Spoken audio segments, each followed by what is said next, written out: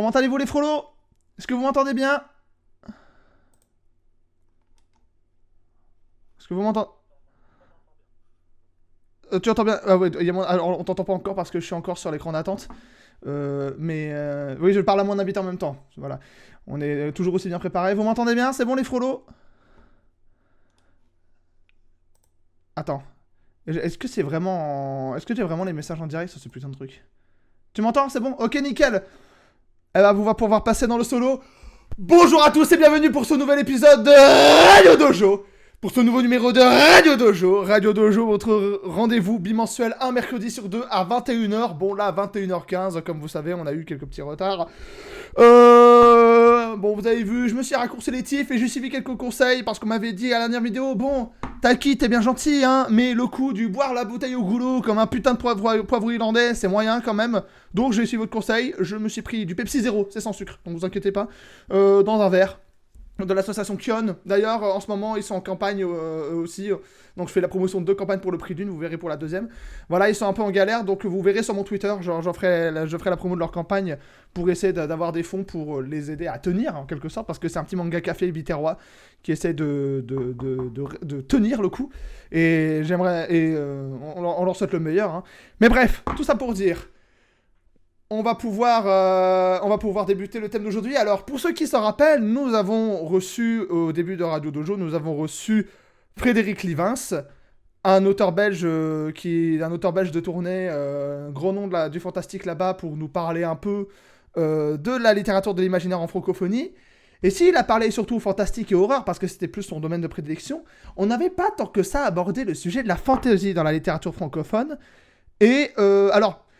Je sais ce que vous allez dire. T'as une manie avec les Belges. Je vous assure que c'est qu'une coïncidence, hein, d'accord. C'est voilà, c'est des deux auteurs que je connais bien, c'est des Belges, voilà, c'est comme ça. Donc c'est un auteur belge né en 1988. Ça fait depuis 2011 qu'il travaillait sur un projet. Et ce projet, il est sorti, c'est Les Royaumes démoniaques, dont le premier tome est sorti le 13 septembre 2018. Je l'ai là ici, illustré par Thomas Bourdon. C'est une série qui est constituée actuellement de 4 tomes, dont le dernier, Les Chaînes du Temps, est paru le 26 septembre 2021. Et il possède, mais en plus de sa casquette d'écrivain, il a aussi une casquette de vidéaste, puisqu'il a une chaîne YouTube où il fait lui aussi des streams. Il fait des chroniques culturelles, des vidéos sur l'autisme, parce qu'il est diagnostiqué autiste. Et actuellement, c'est aussi un peu un sort de radio dojo promotionnel, parce qu'il est en campagne Ulule pour le tome 2 de la série des éphémères, qui est en quelque sorte un dérivé des Royaumes démoniaques. Enfin bref, il nous en parlera plus en détail. Et on a tellement précipité ça en hâte que j'ai oublié de voir avec toi si tu voulais être en facecam ou pas. En général, j'évite. Après, je peux te mettre Comme tu veux. un espèce de... Non, non, si je peux, j'évite. Mais je peux te mettre un petit truc rigolo. Si tu mets une source sur ton OBS, enfin, je suppose que tu utilises OBS. Non, non, Euh, c'est pas... Non, au pire, on restera en solo, c'est pas grave. ok. On va pas s'emmerder. Ben, c'est Mais... un petit démon qui s'allume quand je parle. Ouais, mais ça va ça va prendre trop de temps à configurer. Disons qu'on a eu quelques petits imprévus pendant ce temps dont on parlera pas. Mais voilà. Donc vous venez d'entendre mon invité, Christopher Evrard. Bonsoir à toi. Bonsoir et merci de me recevoir. Comment tu te portes? Beaucoup de galères en ce moment, Mhm. dont le truc dont tu dis qu'on va pas parler, bon ça c'était aujourd'hui, mais voilà, je le mentionne juste pour dire que bah il y a quelques galères, mais ça va, il y a pire. Et ici je sors justement d'un live avec la personne qui a dessiné mon tout premier bouquin. Et ça a fait super plaisir parce que bah, c'est quelqu'un avec qui, c'est pas que j'avais perdu contact, mais elle était pas en forme et on n'avait pas plus pu continuer à travailler ensemble. Donc on s'est un Mhm. petit peu retrouvé dans un live et c'était sympa. Donc ça va, ça va. C'est la vie d'un autiste artiste qui galère comme d'hab, quoi. Un artiste, autiste. Hein. Ouais, Euh, bon, si tu veux. alors d'ailleurs, il y en a plein qui savent qu'on se connaît parce que bon, pour ceux qui nous connaissent depuis longtemps, ils savent qu'on a été ensemble à Virtual Livre à l'époque où j'étais animateur de Ouais, conférences là-bas. Et plus récemment, là ça a été beaucoup plus médiatisé. Enfin, à une petite échelle quand même. On avait fait un live pour réagir à une vidéo d'MJ où j'avais été invité et où ça s'est ouais. pas passé comme prévu. Mais bref, on va pas revenir là-dessus. De toute façon, c'est du passé. Mm. Donc voilà, bah, je suis content de te recevoir depuis le temps qu'on en parlait. Virtual Live, tout ça. Bon, bah, il y a John, effectivement, qui connaissait un peu cette période-là. Alors, on va commencer par parler un peu de toi, parce que tu es aussi là pour ça. Comment est-ce que le jeune Christopher a découvert sa passion de la littérature? Quel a été le livre qui l'a plongé dedans? Moi, au départ, c'est pas les bouquins. Enfin, c'est un petit peu paradoxal et encore que je sais qu'il y a d'autres artistes qui se retrouvent dans comment dire, ce moule-là, on va dire, c'est que moi, les bouquins, j'ai été un peu dégoûté de ça avec l'école, comme beaucoup, hein. Ouais. Et ça a été beaucoup, moi, soit les bandes dessinées pour rester dans les livres ou les mangas, mais ça a beaucoup été les dessins animés, les animés, les films, les séries. Et en fait, je me suis dit, mais c'est cool, en fait, des histoires. Et du coup, bah, j'ai écrit les histoires, tout simplement, que j'imaginais. La toute première fois que j'ai vraiment écrit pour le plaisir en disant ah, je vais inventer une histoire et je vais écrire ça et ça va être un scénario et machin. Enfin, tu vois, à peu près conceptualisé parce que j'étais jeune, hein. Je vais avoir 9 10 ans.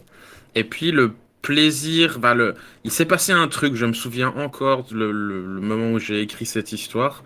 Et c'est resté en fait tout simplement. Et avec le temps, bah, j'ai écrit plus, j'ai écrit des trucs différents. J'ai écrit des trucs plus développés, j'ai écrit des trucs plus complexes, plus riches, trouvé des mots plus techniques, plus touffus et ainsi de suite. Et puis bah voilà, maintenant j'écris des bouquins. Mais c'est intéressant ce que tu dis parce que ça rejoint un peu ce que Livin s'avait dit à un moment quand il parlait quand on parlait de faire lire des jeunes parce qu'en fait on parlait du fait que J.K. Rowling malgré toutes les critiques qu'on peut lui faire a donné envie à des millions de jeunes de lire et en fait il m'avait expliqué moi par exemple mon fils il lit Naruto mais il lit que ça Mm.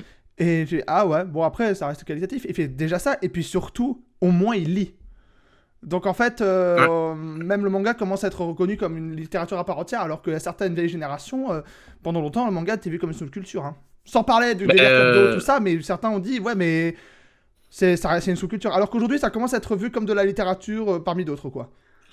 je sais plus si on a le même âge ou pas, toi et moi, t'es né quand encore, toi? Non, je suis plus jeune que toi, je suis né en 96. Ouais, ouais, donc ouais. Mais moi, à l'école, quand j'étais gamin, je parle de ça, ouais, quand tu venais de naître, euh, moi, on me tapait dessus parce que j'adorais Power Rangers ou parce que j'aimais bien Dragon Ball enfin voilà, moi, c'était encore l'époque où c'était les sportifs, où voilà, oh, tu regardes pas la télé, tu regardes pas Rex Chien Flic, toi, tu regardes des gens bizarres avec des cheveux jaunes, je dis, mais j'y peux rien, moi. Même les Disney, ça passait, parce que les parents faisaient ça et tout, et donc tout le monde les regardait, mais non, non, moi, je viens de la génération des vieux geeks, où nous, on a souffert pour ce qu'on aimait, en fait. Bah, et même, je crois qu'il a fallu vraiment attendre vraiment la vague des dessins animés satiriques américains, la South Park et Simpson, pour que ça soit publiquement accepté qu'on regarde des dessins animés en étant adulte. Parce que même à l'époque, c'était très marginalisé. Hein. À part deux, trois Euh, outsiders comme les Tex Avery, mais sinon, tu regardais un dessin animé quand t'étais adulte. À part si tu accompagnes ton gamin, là on dit, bon, admettons, il fait son rôle de daron, mais sinon, t'étais vu comme un attardé, quoi. Ouais, j'aurais mis ça encore plus loin, parce que moi je me souviens que même à l'époque où moi je regardais les Simpsons, je me souviens que les profs ils engueulaient, ils disaient non, regarde pas ça, c'est des insultes, c'est des machins, c'est bidule. Euh, Ils étaient pas prêts et pour du South coup, Park. ouais, non, ouais, je dirais que c'est genre fin des années 2000, début 2010, où là on s'est dit, ah bah ouais, ok. En fait, il y a du fric à se faire là-dedans, donc on va dire que c'est ok. Oui, c'est Je ça. crois que c'est honnêtement que c'est ça qui s'est En passé. fait, ouais, il y a des intérêts. Ça revient à ce qu'on disait avec Pierre-Yves Rogeron. Les gens ont des intérêts. Ils ont des intérêts à Ben ouais, certains sens du parce que si profit. tu te souviens, le monde du jeu vidéo, ça aussi c'était moqué. Moi, j'avais vu une interview de Bill Gates à l'époque. Il disait, non, mais maintenant vous pourrez écouter la radio sur un PC. Mais je te parle de ça, c'était début 90, fin 80, quoi. Et les gens se moquaient de lui en disant, ah, mais une vraie radio, ça marche pas alors? Enfin, ça sert à rien. Il dit, mais j'ai pas dit ça. Je dis que maintenant, on peut faire ça aussi sur le PC. Et on se foutait de sa gueule, mais t'imagines même pas. Et ouais, quand les gens comprennent, ah, mais en fait, il y a de l'argent à se faire dans ce milieu-là, bizarrement, c'est plus accepté, quoi. Ouais, je comprends. Je comprends. Ça, c'est tout le monde, hein. Ce qui est le marginal d'avant devient le cool d'aujourd'hui, hein. Oui, Ça a exactement. toujours été comme ça, hein. C'est comme pendant un temps, les rôlistes, c'était vu comme des espèces de geeks à chemise à carreaux avec et plein d'acné et avec des trucs comme as sur les yeux. Et aujourd'hui, t'as des associations de rôlistes qui se montent même à Béziers, qui est pas connu pour être une ville très très bon. Mm. Après, il y a toujours des rôlistes comme ça, hein. Oui, mais ça. Non, mais alors, alors non, maintenant les geeks à chemise à carreaux qui développent HTML, ça a été remplacé par des mecs avec des barbes et des cheveux de métalleux qui ont des t-shirts Sabaton. Moi, ça me fume de rire à chaque fois. Bah, j'en ai rencontré un comme ça qui avait vraiment l'archétype, tu vois. Limite, il avait les petits bics avec la pochette sur la poitrine, tu vois. Mais Et vraiment, à chaque fois que je croise des deux développeurs, ils ont des barbes comme as, des cheveux comme as, t-shirt Sabaton dans la tronche. Mais les gars, putain. mais ouais, le pire, c'est que le monde du jeu de rôle, mais t'imagines pas le fric qu'il y a là-dedans, Mais quoi. C'est grave. incroyable. Regarde Demande aux ici, créateurs d'anima. Baldur's Gate 3 Ouais. qui a adapté Donjons et Dragons, mais il a vendu mais tellement de jeux. Et combien de gens maintenant, grâce à Baldur's Gate, vont jouer à Donjons et Dragons, quoi. Et toi, d'ailleurs, c'est avec quoi que la passion de la fantasy a débuté, d'ailleurs? Honnêtement, je dirais Warhammer. Warhammer, Ouais. ça a été incroyable là. Je suis plongé là-dedans. Je vais avoir 12 13 ans quand j'ai découvert ça. Après, j'ai toujours aimé les dinosaures, donc ça m'a influencé parce que quand j'ai vu les hommes lézards, j'étais là, oh, il y a des dinosaures qui chevauchent des dinosaures et qui ont des épées et tout. Et donc ouais, ça a été Warhammer. Warhammer pour moi, ça a été le coup de foudre et puis j'ai commencé à collectionner les armées, peindre les figurines. Ouais, je crois que c'est ça qui m'a vraiment fait. Après, j'ai toujours bien aimé les dragons, les chevaliers, tu sais, le truc cliché, mais qu'à l'époque, ça existait même pas, quoi. Enfin, c'est pas que ça existait pas, c'est que c'était le livre que tu fais lire à ton enfant quand il a 3 4 ans, quoi. Le chevalier va tuer le dragon, sauver Oui, la oui. princesse et tout. Donc ça, j'aimais bien. D'ailleurs, je crois qu'à un carnaval, j'étais déguisé en chevalier. Mais ouais, non, mais Warhammer a été oh la vache, quoi. Il y a eu un avant et un après, quoi. Et le nombre de fric, le nombre de figurines que j'ai eu là-dedans, des fois, un pote, il disait, en fait, toi, tu t'appelles, on va plus t'appeler Christ, on va t'appeler le Christ. Parce qu'à chaque fois que j'allais au magasin de Warhammer, c'était 100 balles, 200 balles, 300 balles. Ouais, C'était, t'étais ah, abondant, tu donnais au Game Workshop. D'ailleurs, c'est ça. Frollo, j'ai remarqué, j'en discutais parce que tu sais, on a reçu Mathieu Bilodet, alias Bibi Miniature, qui est un modéliste professionnel du département Heroltech, qui lui, comme tous les modélistes pro d'aujourd'hui, a forcément eu son passage Warhammer. C'est un peu le passage obligatoire, j'ai l'impression, pour les modélistes pro. Et en fait, Hmm. j'avais remarqué que moi, le premier souvenir que j'ai de Warhammer, c'était un vieux journal de Mickey qui en parlait de manière saisonnière. C'est genre, voilà, il y a ça, ça existe. Et c'est vrai que. Ah bah, j'allais te poser la question à Divadome, bah tu lui as répondu. Bon, c'est cool. Euh, pas de souci. Il me coupe l'herbe sous le pied. Mais ouais, et en fait, j'ai remarqué que l'explosion vraiment Warhammer, ça a été vraiment les années 2010, quoi, où ça a vraiment popé de partout. Et même, pour avoir été au Japon, on était allé au Japon avec Harajuku, moi, avec mon modérateur Oru, que je salue, même s'il est là une fois sur deux. Petite pique balance à mon modérateur, je l'aime, hein, mais voilà. Et en fait, on était allé au quartier de Harajuku à Tokyo, et il y avait une boutique Warhammer qui venait de s'installer. Alors, moi j'ai eu quelques infos, bon, enfin, c'est pas secrète, mais à l'époque en tout cas ça l'était. C'était que avec Le Seigneur des Anneaux, la sortie des films, il y a eu un énorme boom dans les actions de Game Workshop. Donc il y a eu un afflux de fric mais monumental. Bah, c'est pas par hasard qu'il y a eu les éditions Hachette où chaque semaine t'avais 3 figurines dedans, quoi, tu vois. Hmm. À l'époque où avant c'était une cassette sur Cousteau, c'était ton truc sur les dinosaures pour faire ton petit squelette de T-Rex. Et donc quand tu atteins ce degré-là de diffusion, t'as un peu win le game, quoi. Donc à partir de 2003, 4, 5, Ouais, ça il y a correspond, eu ouais. il y a eu un boom énorme en fait. Et même après, tu as eu le Hobbit, encore après, même s'il a moins marché que le Seigneur des Anneaux, ça a quand même été un énorme afflux en fait. Après, il y a eu énormément de licences de jeux vidéo qui ont été vendues, comme par exemple Dawn of War, puis il y a eu Warhammer Mark of Chaos, il y a eu le Vermintide aussi. MMO. Vermintide récemment, pour avoir joué, qui est Ouais, très mais cool. c'est après ça, Ouais. c'est bien après. Moi, je te parle de genre de courant Ah oui. 2000-2010, tu vois. Oui, non, c'est ça. T'as eu Warhammer Mark of Chaos, t'as eu des rééditions du jeu de figurines, jeu de plateau Space Hulk. Tu as eu quoi encore? T'as eu le jeu de rôle Warhammer qui a beaucoup marché aussi. Enfin, Game Workshop, qui est les patrons de Warhammer, s'est développé énormément durant les années 2000 en fait. Mais ça a commencé avec le Seigneur des Anneaux. Mais Quand ils ont chopé la licence de faire le jeu de figurines Seigneur des Anneaux, ça a explosé et ça a d'ailleurs eu le réflexe que beaucoup de gens disaient non mais vous faites chier avec les gamins de Kevin 10 ans qui vient jouer avec son groupe d'Urukai. Moi je veux me taper avec mes nains contre des Skaven, casser les couilles avec Seigneur des Anneaux. Ça c'est oui, mais c'est vrai que ça reste, même dans les années 2000, c'était vraiment le truc d'élitiste pour les nerds de la fantasy. Mais c'est vrai que avec le recul, on se rend pas compte du phénomène que ça a été les films de Peter Jackson. mais oui. Surtout qu'en plus, Le Seigneur des Anneaux, les premières adaptations, il y avait une tentative avec les Beatles où ils se sont dit John Lennon dans Gollum ça marcherait, Tolkien les a regardés en mode cassez-vous. Voilà.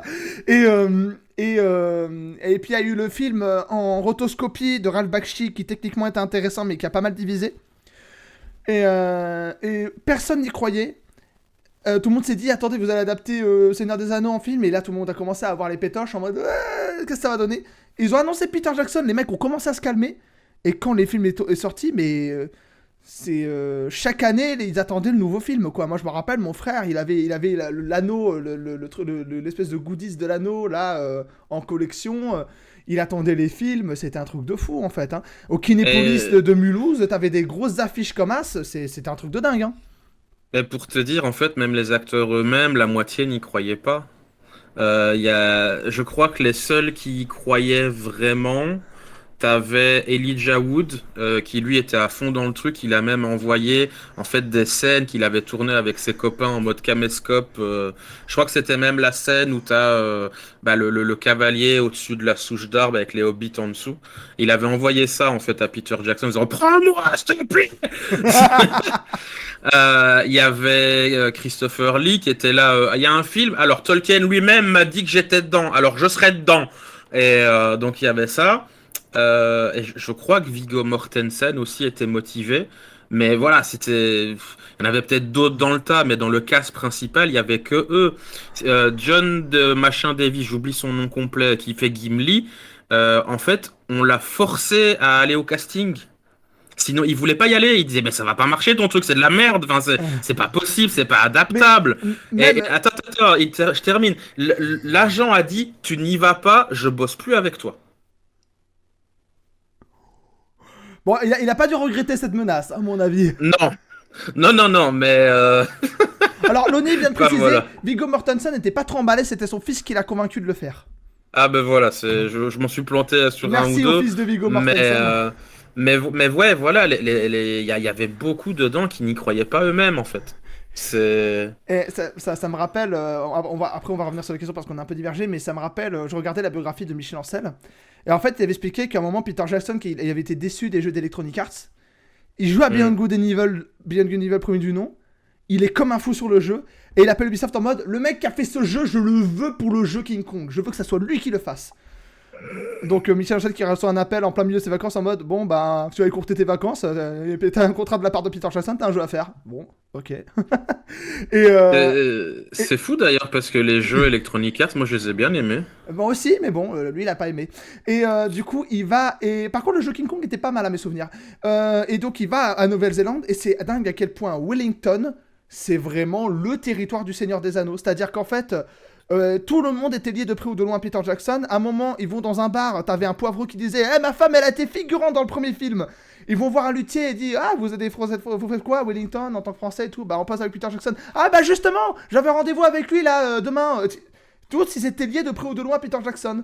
Et quand tu arrives dans les plaines de Wellington, c'est la Terre du Milieu. C'est un truc de fou. C'est. Bah, je sais que même leur aéroport, c'est Middle Earth.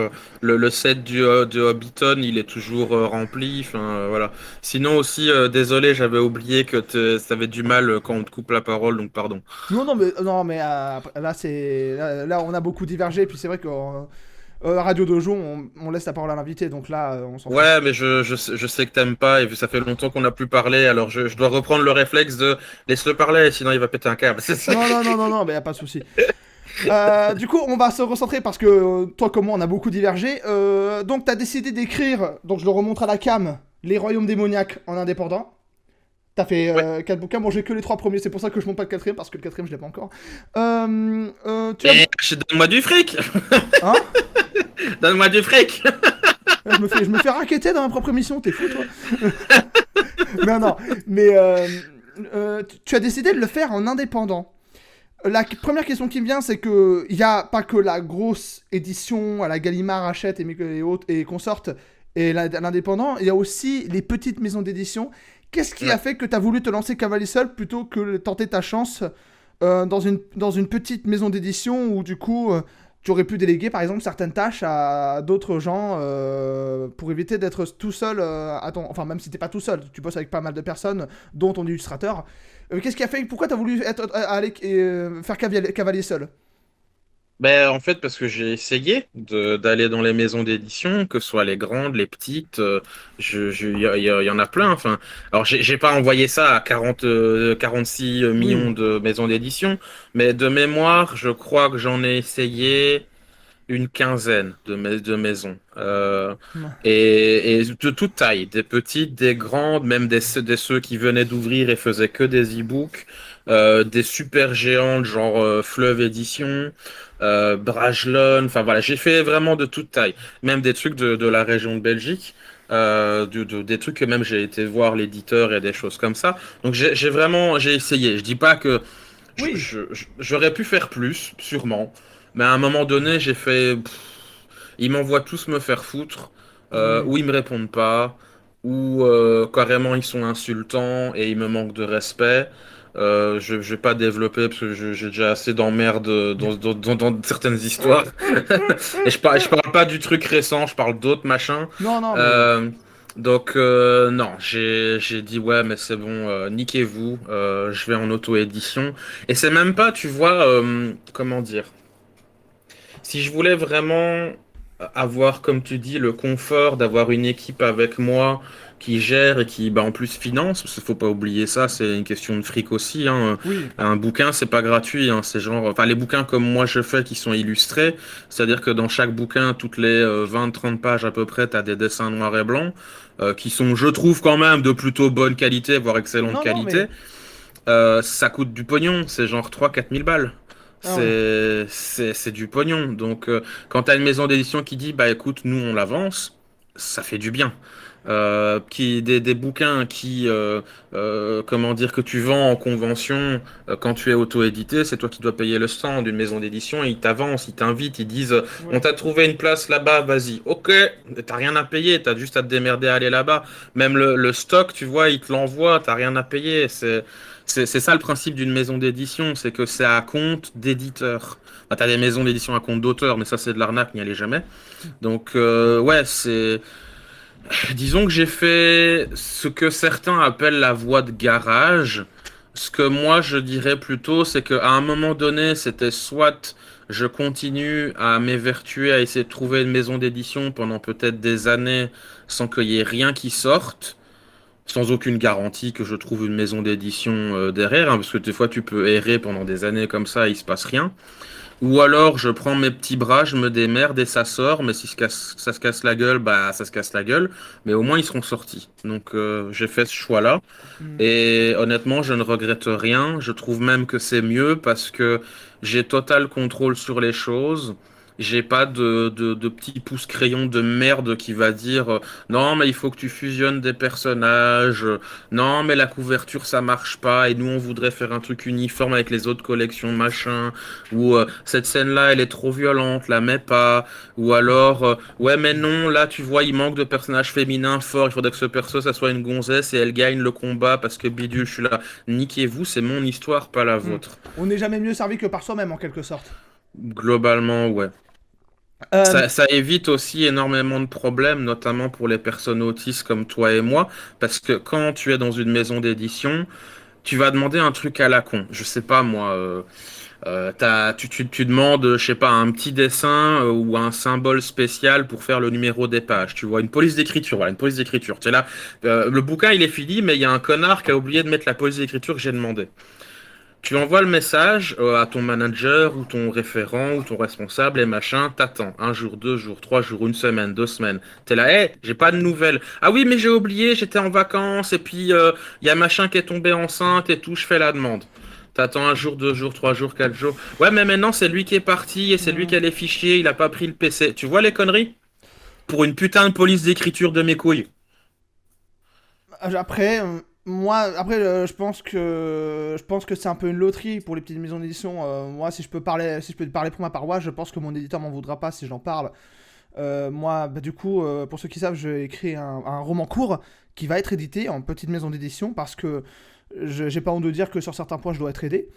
Et en règle générale, j'ai pas spécialement de problème parce que il y a des erreurs factuelles que j'ai faites et là, pour le coup, c'est à moi de les corriger. Des problèmes de formulation, des problèmes de mise en page, tout ça, voilà, c'est comme ça. Mais en revanche, pour certaines modifications, il y a surtout une discussion et moi, pour ma part, j'ai pas de problème parce qu'il y a une discussion et un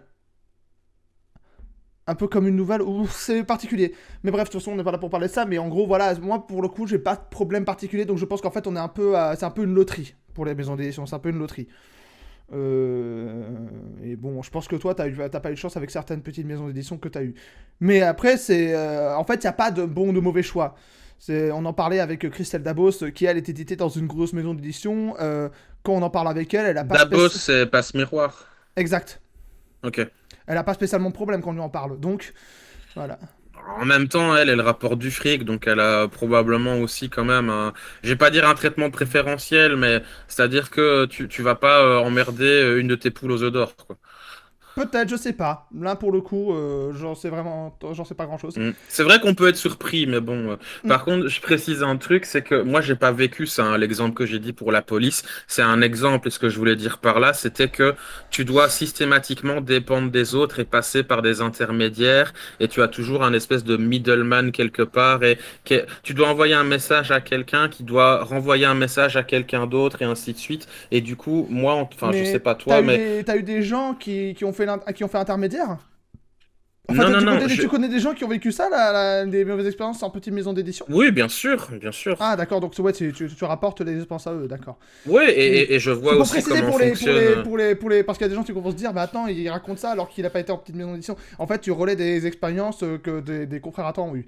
D'accord. Oui, mais aussi tout simplement, j'ai interviewé des gens qui étaient par exemple des chroniqueurs ou des gens qui racontent des histoires d'horreur, qu'ils ont perdu les droits de leurs bouquins. J'ai rencontré des gens qui étaient genre membres d'un comité de lecture. Enfin, j'ai rencontré plein de gens dans le milieu et puis une entreprise, même si les petites maisons d'édition, ouais, mais prenons des moyennes, tu vois, quelqu'un qui s'est un petit peu développé, ça marche un peu. Ils sont pas deux ou trois dedans, ils sont en général cinq ou six et tout le monde n'est pas forcément employé. Ça va être des gens à temps partiel ou qui vont avoir un contrat, je sais pas tout quoi, de bidule. L'idée, c'est qu'il y a plein de petites mains et que toi, en tant qu'auteur, tu peux pas débarquer en disant Hey, c'est qui bosse pour mon bouquin? Je veux lui, machin, directement. Non, il y a des horaires, il y a des machins, il y a une hiérarchie, il y a Ouais. un processus. Donc, forcément, quand tu fais une demande, à une personne A, la personne A doit contacter une autre personne qui va faire ce que tu as demandé, mais ça dépend. Donc moi, le fait qu'il y ait ce middleman et que je peux pas directement parler avec la personne, ça me saoule. Moi, ça m'énerve. Donc Donc voilà. Après, évidemment, on précise bien pour un Jojo, c'était pas un reproche sur le fait d'avoir choisi l'indépendance, c'est comprendre ce qui l'a poussé à ce choix-là, parce que comme on l'a dit tout à l'heure, il n'y a pas de mauvais choix. Si vous pensez que La grosse édition, c'est fait pour vous tentez votre chance. Si c'est la petite maison d'édition, vous tentez votre chance. Et si vous voulez faire cavalier seul en indé, vous tentez votre chance aussi. Le tout, c'est que vous trouvez quelque chose qui vous correspond, comme c'est le cas pour Christopher. Et du coup, bah, tu parlais d'interview, ça permettra de faire une transition parce qu'en plus de ton travail d'écrivain, bah, tu t'es lancé dans l'aventure YouTube. Donc Mhm. je disais, donc tu fais pas mal, tu fais des vidéos sur l'autisme, tu fais des vidéos promotionnelles pour ton Ulule. On mettra le lien dans la description de la rediff sur YouTube parce que c'est là où je fais la plupart de vues sur Radio Dojo. N'hésitez pas à venir sur mon Twitch parce que certains ils voient la playlist en bas. Vous entendez pas la musique, c'est normal, je suis obligé de la couper pour des endroits. Donc, si vous voulez profiter de la radio, interagir en direct, venez sur mon Twitch, c'est Taiki Sensei tout attaché. Le lien est dans l'onglet communauté sur YouTube. Enfin bref, de toute façon, vous avez le lien disponible. Donc, vous n'avez plus aucune excuse. Si vous voulez interagir en direct, n'hésitez pas. Et du coup, oui, tu t'es lancé dans l'aventure YouTube. Qu'est-ce que tu apprécies le plus depuis 2018, c'est-à-dire depuis que tu t'es lancé sur cette plateforme? Qu'est-ce que tu apprécies le plus en plus-value de ton inventeur d'écrivain? Il me semble que j'ai commencé YouTube avant, d'ailleurs, je crois que c'est 2016 ou 2017. Mais c'est pas pour te reprocher, hein, c'est que je Oui. réfléchis moi-même et je me dis putain, mais ça fait longtemps. Euh, D'ailleurs, je crois que mes premières vidéos c'était sur Total War Warhammer et j'avais encore mon vieux PC. Le machin, je suis encore surpris qu'il avait pas explosé quand j'ai lancé le jeu. Mais, ouais, non, en fait. Comment dire, c'est un peu bizarre. Je sais pas en fait si je me suis lancé dans l'aventure YouTube ou pas. C'est que j'avais envie de publier des vidéos, je me suis amusé et j'ai pas de. En fait, je veux pas devenir YouTubeur et je me considère pas YouTubeur. C'est juste que Oui. je YouTube, je vois ça plus comme bah, justement un plus pour mes bouquins Hmm. et un espèce de terrain de jeu où je raconte des conneries. Ça fait un peu Skyblock comme à l'époque. Ça fait aussi, enfin, ça fait des choses comme ça. Mais c'est surtout aussi pour dire que j'ai une présence sur Internet, sur les réseaux sociaux, autre que justement Twitter, Facebook, machin, bidule, et faire des trucs légèrement créatifs en fait. Je sais pas si ma réponse est sensée ou pas parce que je Oui, réfléchis encore moi-même, mais voilà. non, je vois dans le sens où en fait, c'est plus un support vidéo. Moi, c'est pour ça que moi, c'est vrai que même moi, j'ai du mal avec le terme YouTube parce que YouTube, c'est une plateforme parmi d'autres dans lequel je poste. Moi, je me définis comme vidéaste. Mm. Tu vois, parce que tu vois, je fais des streams, je fais des chroniques, on est tous les deux des créatifs en quelque sorte. Donc, si tu veux, ça rejoint un peu ce que je pense Ouais. moi aussi. Le truc, c'est que pour quelqu'un qui voyait. Attends, on répondra à ta question après, The Dwarf. Je la mets au chaud pour tout à l'heure. Parce que là, on n'est pas encore arrivé au thème. Mais en fait, en fait, ce qui est intéressant, c'est que pour une chaîne que tu prenais plus en dilettante, en mode petit, en la rigolade, en mode détente, t'as quand même eu des trucs assez. T'as quand même eu des invités assez. J'allais dire prestigieux, peut-être pas, c'est peut-être un peu exagéré, mais t'as quand même eu Pierre-Alain de Garrigue qui a lu ton prologue, tu as reçu Greg Tabibian, tu as reçu le petit astronome qu'on salue tous, qu'on salue d'ailleurs, hein, on les salue tous. C'est ce qui était censé être une petite chaîne promotionnelle pour la déconnade, c'est devenu quand même quelque chose d'assez modeste, quoi. Donc, Bah ouais, je réalise peut-être pas encore. Après, je t'avoue, je me suis dit, ah, ce serait cool de les avoir pour faire la pub pour mes bouquins, je vais pas te hmm. mentir. Mais il y avait aussi, il y avait honnêtement, il y a moitié blague, moitié sérieux hein, pour le truc Oui, de la pub. Mais par contre, moi, ce qui m'intéressait, ce dont je suis simplement le plus content, et là-dessus, je vais faire une légère tangente, mais c'est totalement à propos. vas-y. Moi, quand je vois des gens dont je suis fan, je sais pas, ça peut être un musicien, un chanteur, un ce que tu veux, n'importe qui. Moi, j'aime pas trop avoir des dédicaces ni des photos. Moi, j'ai envie de parler avec les gens. J'ai envie de dire, hey, ce truc-là, machin, que t'as fait, ça s'est passé comment en fait? Pourquoi t'as fait ça? Ou comment t'es arrivé à ce truc-là et pourquoi t'as fait, ah, peu importe, hein, tu vois, n'importe quoi. Ouais. La première fois que j'ai eu ça, c'était avec le chanteur de Légion. Le chanteur qui s'appelle Légion, pardon, du groupe Marduk, qui était venu à Namur pour le Namrock 2007, je crois. Et il m'a dit, eh, tu veux une dédicace? Je dis, ben non, moi je veux parler avec toi. Et c'est là que j'ai tilté, en fait, ce truc-là, que je préférais ça. Et donc, en fait, c'est ça, mes interviews, c'est, moi je voudrais parler avec tous ces gens, en fait. J'ai envie de savoir qu'est-ce qu'ils font, qu'est-ce qu'ils ressentent, pourquoi ils ont fait ces choix-là. comment ils ont réussi à faire telle ou telle prouesse, enfin, plein de choses, quoi. Enfin, je trouve que le simple plaisir de discuter avec quelqu'un qui a des choses à raconter, qui a des compétences, qui a du talent, qui a une histoire, qui a plein de trucs, mais c'est tellement mieux que simplement dire, Hey, je suis fan de ce que tu fais. Tu signes mon bout de papier que je vais oublier dès demain matin? C'est... Après c'est toujours un petit souvenir, tu vois, il y a quelque chose aussi. Ouais, je Ouais, si tu veux, caricature, bon, mais bah, après moi je suis quelqu'un de très matérialiste, donc je sais bien d'avoir toujours un petit souvenir, soit de ton ouais, voyage, soit de ton expérience, c'est toujours bien. Parce que le numérique c'est cool, mais après ça s'efface quoi, c'est ça le problème, ouais. c'est pas éternel. Mais tu m'enlèveras pas de la tête que plein de gens qui ont des dédicaces, les machins, ils les ont oubliés ou ils les ont perdus, quoi. Ah oui, ça, bien sûr, c'est... Oui, c'est plus conventionnel qu'autre chose. Ouais. Genre Alors... là, ici, excuse-moi, dernière anecdote, la convention que j'étais ce week-end, c'était la voix française de Gamora et d'Amanda Shaw dans Saw. Et elle disait, ah, mais tu veux des photos, machin. J'ai dit, ben non, moi par contre, j'ai une question à vous poser. Et du coup, moi, je voulais savoir si elle a eu du mal à rentrer dans le personnage d'Amanda dans la série Saw. Parce que mine de rien, c'est un personnage extrêmement machiavélique. Et la gonzesse, elle est toute pimpante, toute mignonne, toute princesse, toute souriante. Et voilà, on a discuté, elle m'a expliqué et c'était génial, quoi. Et ça, je m'en souviendrai beaucoup plus, hein, personnellement, que n'importe quelle photo, que n'importe quelle dédicace. Voilà. Non, non, c'est clair, c'est clair. Mais c'est un peu aussi, c'est un peu ça avec Radio Dojo, même si c'est un peu plus différent dans l'exécution, parce qu'en fait, on est surtout les gens sur des thèmes. Mais il y a toujours, comme Mhm. tu vois, il y a toujours un moment où on parle un peu de l'invité. Mais du coup, on va pouvoir passer sur le thème d'aujourd'hui, parce qu'on te reçoit aussi en tant qu'auteur de fantasy. Faut définir déjà les bases pour les néophytes, parce on dit toujours fantasy, fantasy, fantasy. Il y en a beaucoup qui confondent fantasy en fantastique, alors que c'est pas vraiment la même chose. Mhm. Toi, si tu devais définir la fantasy, et après on se concentrera sur les différences entre les sous-branches de la fantasy qu'il peut y avoir, Ouais. mais la fantasy en tant que telle, comment on peut définir ça? Alors pour moi, comme tu le dis, c'est hyper large et chacun va avoir sa définition et machin. Dédicace pour le mot autisme, qui a autant d'autisme que d'autisme. Ceux qui savent, ils savent. Euh, Mais pour moi, la fantasy, globalement, c'est un truc imaginaire, entre guillemets, de A à Z. À l'opposé, d'ailleurs, ça peut être techniquement, même la science-fiction peut être considérée comme de la fantasy d'un certain point de vue. Voilà, me tapez pas tout de suite. C'est pour ça Euh, qu'on parle de, c'est pour ça qu'on parle de SFFF, science-fiction, fantasy, fantastique. Des fois Voilà, on c'est englobe un un peu le peu tout. le grand trio. Mais là, le fantastique est très différent parce que, en général, le fantastique, et d'ailleurs, petite parenthèse, c'est que la fantasy, en général, traditionnellement, c'est dans un monde héroïque, enfin médiéval fantasy. Pas toujours, mais c'est le cliché Ou traditionnel. Medfan, Euh, qui est le diminutif. voilà, c'est ça, ouais. Et le fantastique, c'est, par exemple, Harry Potter est un très bon exemple. Enfin, quoi que Harry Potter, ça peut être de la fantasy. Mais, Alors, certains vont te dire que Harry Potter, c'est de l'urban fantasy au même titre que, ouais, je sais pas, un truc qui me dirait Tokyo Ghoul. Pourtant, ça se déroule dans des environnements urbains. ouais, ouais. Alors, par contre, on va prendre l'histoire sans fin. Bon, c'est peut-être plus ancien, les gens connaissent pas. Mais l'histoire sans fin, c'est l'histoire d'un gamin qui ouvre un bouquin et le bouquin, il est magique. Donc, en fait, il y a une situation de base qui est normale dans un monde réel. Et puis, il y a un machin qui fait, bah, tout d'un coup, on va dans un autre monde. Ça, c'est en général le fantastique, c'est comme ça.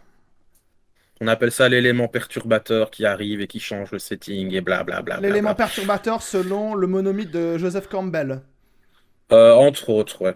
J'avoue, je ne sais plus qui, quoi, qu'est-ce, mais j'ai su ça à une époque. Alors, si je peux me permettre, parce que là, c'est de la théorie, donc je peux en parler. En gros, Joseph Campbell, c'est un théoricien qui a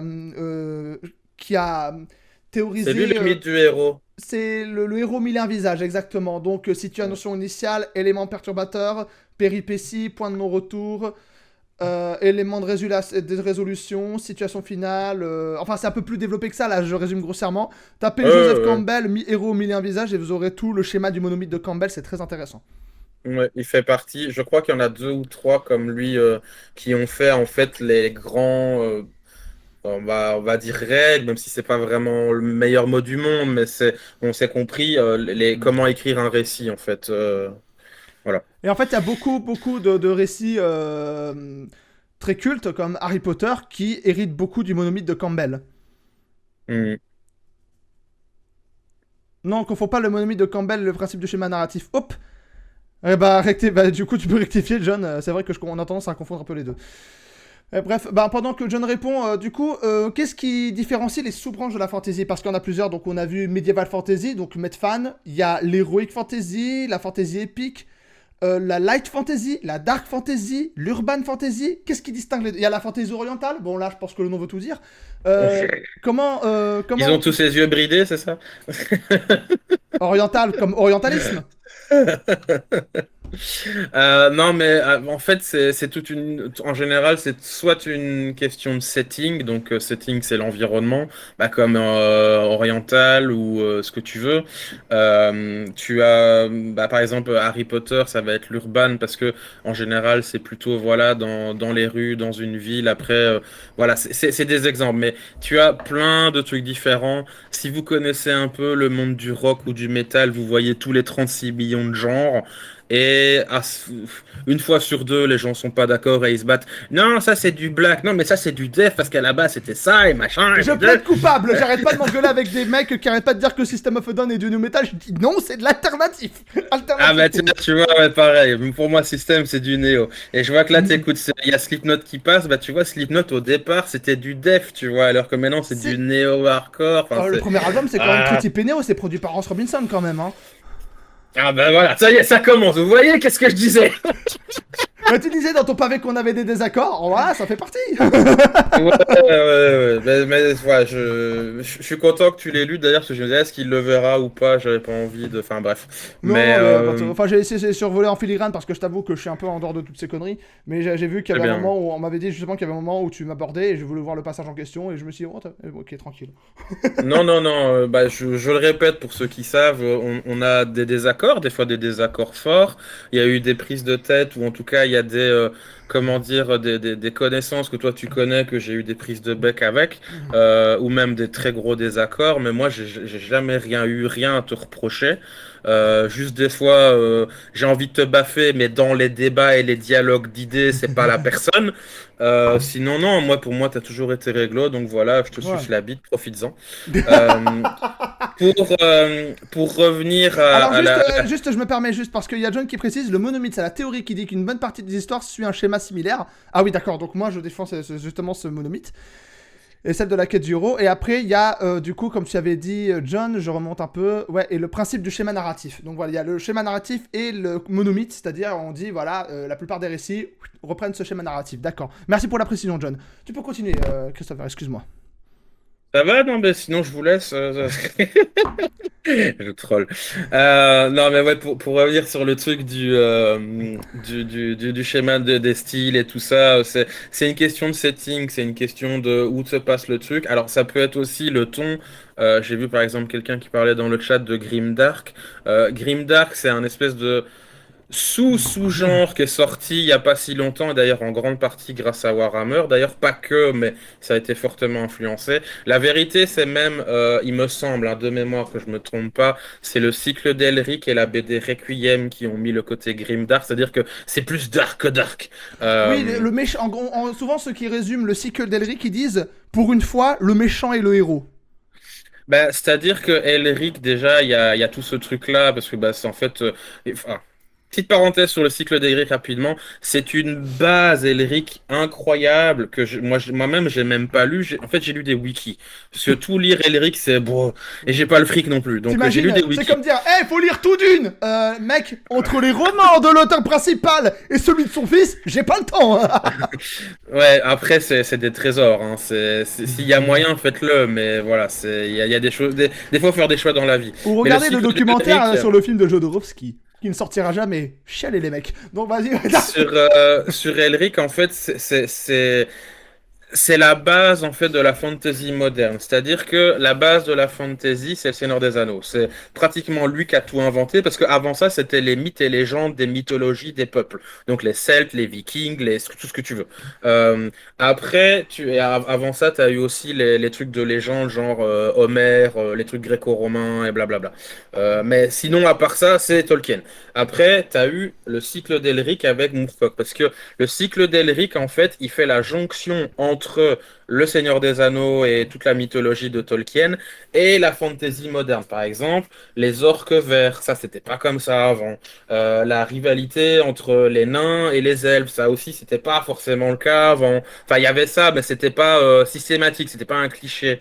L'étoile du chaos, ça vient d'Elric. Le méchant avec une épée qui est un peu gentil, qui a les cheveux blancs, que Witcher, ça vient de Elric. Enfin, t'as plein de trucs qui viennent de lui, et il est trop souvent oublié en fait. C'est une catastrophe.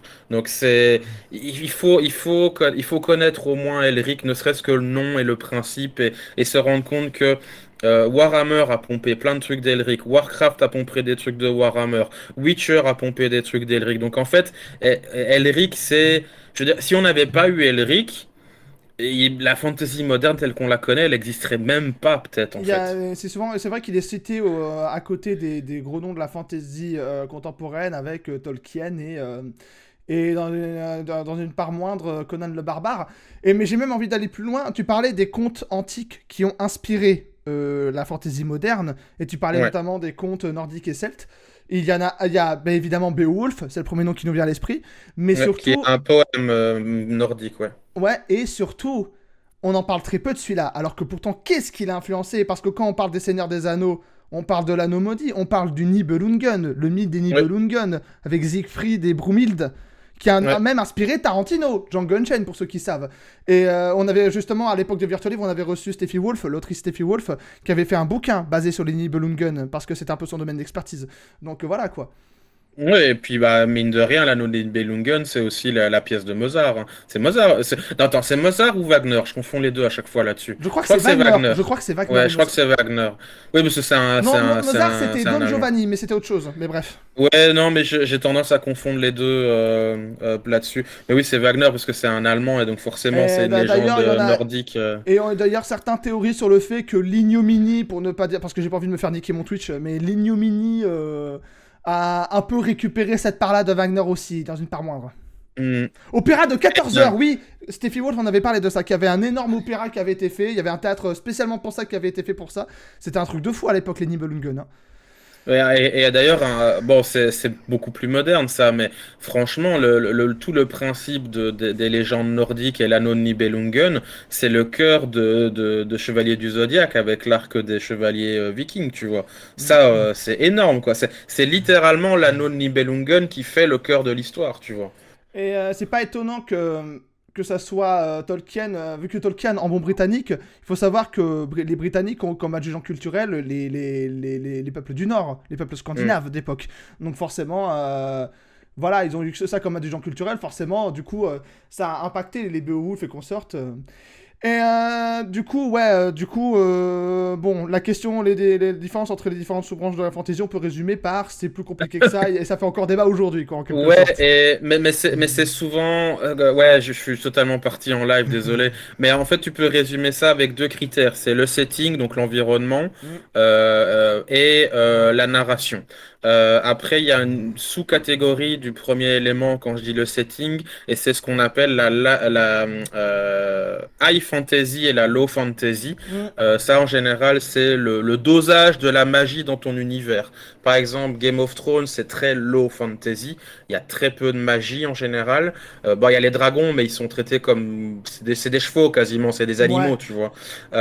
Par contre, à côté, tu as le Seigneur des Anneaux, tu as Warhammer, tu as tout ce... Même le Witcher, bah là, c'est plus... Et encore que le Witcher, ça peut se discuter. Enfin bref, tu as des settings où là, c'est tout le monde est magicien, tout le monde invoque la foudre et des boules de feu. Là, c'est de la high fantasy. Et Mm. souvent, il y a des affaires de dieu aussi là-dedans.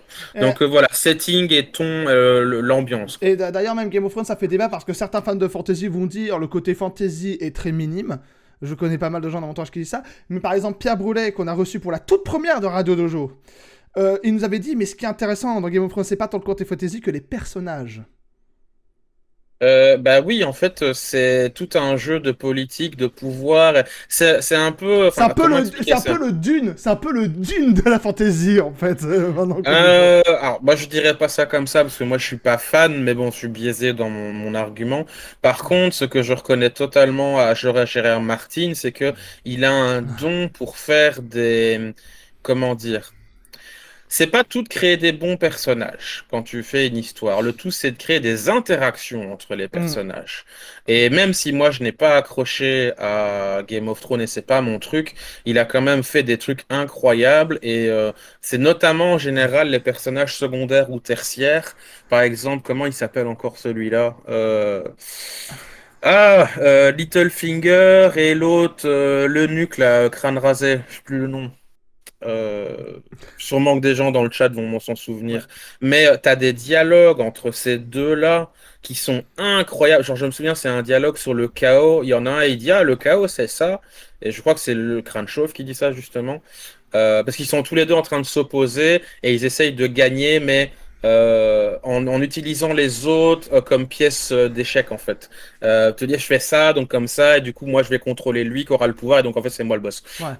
Et donc, à un moment, il y a un dialogue sur le chaos, comme ça, où ils donnent chacun leur vision du chaos, et tu comprends qu'en fait, c'est limite eux, les vrais personnages principaux. Bon, c'est pas exact, hein, mais tout ça pour dire, c'est que l'interaction entre les personnages est incroyable.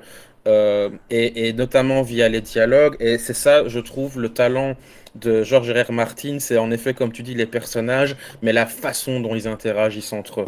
Un autre exemple, c'est comment Sansa, justement, à la fin, elle se venge de Littlefinger et elle le bute, en fait. Mais c'est genre quasiment toute la série qui s'est... Enfin, je sais pas comment expliquer ça, je pense Ouais. que les gens comprennent ce que je veux dire, mais l'interaction entre les personnages, c'est ça le plus important. C'est pas tout de créer un personnage génial, c'est mais qu'est-ce qu'il va faire ton personnage? Il va rencontrer qui? Il va faire quoi? Il va leur dire quoi? Hmm. Alors du coup, et vous voyez le risque qu'on fait une émission avec Evrard. On a fait 50 minutes d'émission, on n'a même pas abordé le thème principal. On va à peine juste l'aborder. Bah du coup, mon cher Evrard, Ouais. ça va aller, t'inquiète. Comment se porte la fantaisie en francophonie? Donc évidemment, quand je dis francophonie, c'est pas seulement la France, la Belgique et la Suisse, mais également les principautés, Monaco et Andorre, même si Monaco ça m'étonnerait, le Et Luxembourg Monaco, aussi. c'est la France, ça. Ok, je me barre, c'est bon, j'ai Ouf. déclaré la guerre. Oh mon dieu. La Lorraine, Euh, c'est pas l'Allemagne? Ouais, aussi, c'est bon, j'y vais. peut-être même le Canada francophone, je pense au Québec, au Nouveau-Brunswick. Comment se porte la fantaisie en francophonie? Il y a plusieurs réponses à donner à ça en fait, Je et t'écoute. je pense que chacun donnera en fait son point de vue vis-à-vis de la situation dans laquelle il est en fait, parce que suivant où t'es, suivant aussi ta situation personnelle, genre toi t'es édité, moi je suis pas édité, blabla. Donc en fait ça dépend comment tu le vois. Alors moi je fais pas de Euh, fantaisie, je fais du fantastique. Enfin merde, j'ai Ouais, spoilé. non, mais Voilà. c'est genre, j'aurais un voisin qui lui serait édité, bah forcément il se porterait un peu mieux. Ouais. Mais moi, honnêtement, en sous-pesant tous les trucs, moi j'ai envie de dire que ça se porte mal. Ça se porte J'ai mal? envie, ouais, pour moi j'ai envie de dire que ça se porte mal parce que la Brajlon, qui est la maison d'édition numéro un pour tout ce qui est la littérature de l'imaginaire, bah en fait, la majorité de leur catalogue, ou en tout cas la majorité de ce qu'ils vendent, et les gros noms, il n'y a rien de français ou presque ou de francophone. Hmm. Alors que bah, si tu une maison d'édition française, Cocorico, Bleu, Blanc, Rouge, de base, on va dire que tu as un peu quand même, enfin je sais pas, je sais pas, c'est genre, ah en fait j'ai un enfant mais je m'en fous. Par contre le gars du voisin là, il est vachement bien. Eh, tu veux un cadeau ton anniversaire? 4000 balles. Ah, je sais pas, c'est bizarre. C'est Hmm. moi en tout cas, c'est mon point de vue. Après, évidemment, chacun va dire, oh mais moi ça va, je vends bien en convention, je suis dans une maison d'édition, ou justement je me suis exporté au Canada et ça se passe bien, blablabla. Et encore le Canada, c'est limite un truc à part parce que le Canada, bah, la plupart des gens ils sont bilingues, donc ah bah je vais écrire mon bouquin en anglais. Donc voilà. Alors qu'ils sont peut-être francophones de base, tu vois. Non, Mais ils sont majoritairement anglophones au Canada. Je te dis, à oui, part oui, le mais tu Québec et peux. le Nouveau-Brunswick, ils sont tous majoritairement anglophones. Hein. Oui, oui, évidemment. Mais tu peux être un gars de Montréal qui est un bon Québécois, tu vois, avec son char, Oh putain. mais il parle anglais. Du coup, bah, il va pas être con, il va écrire son bouquin en anglais. Ah, je sais pas. Donc, Quand on avait tu- reçu Livin, il nous avait parlé de cet auteur Patrick Sénécal, je crois qu'il s'appelle, qui avait écrit, Attendez, il faut que je retrouve son nom. Oui, Patrick Sénécal, c'est ça. Patrick Sénécal, qui est surtout qui est surtout écrivain de fantastique, d'horreur et de romans policiers. Lui, c'est écrit en français uniquement. Rien à Hmm. foutre. Donc, Mais il est anglophone ou pas? Il parle anglais? non, il est francophone, il est de Drummondville. Oui, mais c'est ça. Moi, je parle de gens qui seraient bilingues, tu vois. Ah oui, c'est vrai qu'il y a un problème il y a un problème de bilinguisme à Montréal. Oui, ça se défend. Euh, C'est comme en Belgique, hein, je rappelle, nous, on parle 3 langues dans notre pays, hein. oui, alors il y a le flamand, l'allemand et le français. Alors, le néerlandais, s'il vous plaît. Mais oui, ils sont flamands. Ouais, pardon. Mais ouais, Non, ouais. c'est pas grave, c'est pour la blague. Mm. Le pire, c'est que les Flamands, donc les gens de Flandre qui parlent néerlandais, bah c'est un peu, comment expliquer, c'est un peu si t'avais un Breton et un Français qui parlent, tu vois. Si le mec il parle vrai breton, ils vont rien comprendre, quoi. Mais d'ailleurs, j'étais en train de penser à un truc parce que tout à l'heure, tu étais en live avec cet artiste suisse et tu parlais de la beauté des paysages suisses. Et il y avait un truc qui m'avait interpellé, c'est que, comme tu l'as dit, en fait, en francophonie, ça va paraître un peu chauvin ce que je vais dire, mais il y a de quoi nous inspirer en termes de paysages. Mais blindé. Mais par exemple, je sais que je me rappelle de ce Français qui avait fait un court-métrage qui était une sorte de remake du Seigneur des Anneaux, mais dans le Cantal, Oui, qui avait même oui, tapé dans l'œil de Elijah Wood en disant en Voilà, gros, mais on oui, était je l'ai vu. oui, on parle de Belgique, à Cour, la ville des Macrales, qui a servi comme base à certains réalisateurs indépendants belges qui vivaient dans cette ville-là. Les Macrales, c'est les sorcières, donc tu vois, il y a quand même une base, tu vois, il y a bien des trucs comme ça. Les paysages en Suisse, rien que la vallée de Joux, dans le canton de Vaud, les vrais savent, c'est impressionnant, tu vois. Et il y a des paysages d'une beauté en Europe francophone, je parle même pas de l'Andorre. Voilà, l'Andorre, son tourisme se base sur la beauté de ses paysages. Donc en fait, c'est bizarre que malgré toute cette richesse de paysages, on n'ait pas été capable de se développer en termes de fantasy, quoi. C'est surprenant. Ben, moi, j'ai envie de dire, je suis désolé, mais quand t'as les Monty Python qui finissent Sacré Graal devant le Saint-Michel, voilà quoi, c'est FQFD, Le Mont Saint-Michel drop de qui, mic. le Mont Saint-Michel qui a servi comme inspiration à Konami. Castlevania Symphony of the Night. Regardez la pochette américaine, c'est le Mont Saint-Michel. Non, mais moi, je trouve ça tragique, quoi. Et je reviens sur le truc de la fantasy francophone, parce que j'ai eu un débat là-dessus avec Carmadeus, tu le connais peut-être, ou des gens le connaissent peut-être dans le chat. Il est pas été pendant quelques temps dans des lives de The Claw, lui. C'est possible, modérateur, je crois, mais il a une chaîne où il fait des lives et Hmm. tout. C'est très un peu le café des sports, mais il est adorable. Il est adorable. Si vous aimez l'humour un peu beauf et une certaine innocence et une sincérité à la belge, vous devrez aimer l'ambiance là-bas. On avait eu un débat où il n'était pas totalement d'accord et il disait ouais, mais moi quand j'étais jeune, il y avait des clubs de donjons et dragons et tout, même dans mon petit coin. Celui, il est plus âgé, il a genre 50 balais, tu vois. Donc il est encore de la génération avant où eux, c'était Bioman et Goldorak qui regardaient, tu vois. Ouais. Et, bah, après, on a tous vu, hein, Bioman et Goldorak, mais lui, eux, c'était vraiment ça, quoi. Le Club Dorothée existait même pas à cette époque-là. Donc, bref, et il disait, ouais, mais il y avait Métal Hurlant, il y avait Valérian, et j'ai dit, oui, oui, il y avait ça, mais tu compares avec. On va même pas parler des États-Unis, on va parler avec l'Angleterre, ou l'Allemagne, ou l'Italie, ou ce que tu veux. Eux, ils développent tout sur leur coin, eux, sur leur richesse du terroir. Je parle de fantasy francophone en disant, ben voilà, on a des artistes locaux qui veulent faire quelque chose. Tu vas en Italie, si tu dis, moi je voudrais être pizzaiolo, il y a tout le monde qui va essayer de t'aider, quoi, tu vois. Enfin, je sais pas si vous comprenez mon exemple, mais il y a une espèce de refus, en fait, dans la francophonie de vouloir encourager la jeunesse qui crie, laissez-moi faire ça, s'il vous plaît. Et non, le seul qui a réussi à percer dans le mainstream en francophonie, c'est Luc Besson, Avec la qui série est des Arthur, je me rappelle. Et encore, il ne doit son succès le, qu'au fait que c'était un réalisateur international reconnu. Le oui, le professionnel. cinquième élément et tout, oui. Léon. Enfin, Nikita. moi, je trouve ça dégueulasse.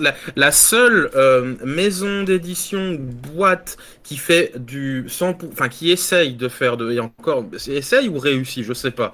Mais en tout cas, il y a une volonté, ça c'est clair et net, de faire du 100% francophone ou de promouvoir des auteurs francophones, même franco-français. J'ai pas de souci à le dire, hein, je suis pas français, je suis belge, mais voilà, c'est bien aider les gens de votre pays. En France, c'est Ankama. Ankama, pour faire la dernière saison de Waku, ils ont dû faire un Kickstarter. Alors, ok, il n'y a pas de mal à faire ça, il n'y a pas de problème. Mais en général, si ta boîte, elle marche bien, t'as pas forcément besoin de faire ça. Je suis désolé, je m'énerve, mais le seul aussi qui essaye de passer la barre du côté indépendant, on peut le reprocher plein de trucs à ce gars et sa boîte et tout, je m'en fous. Mais le seul gars en francophonie qui essaye de passer le côté petit indépendant d'Internet et de faire un vrai truc professionnel, c'est Noob avec, j'oublie son nom, Fantôme machin, Olidri, là, tu vois.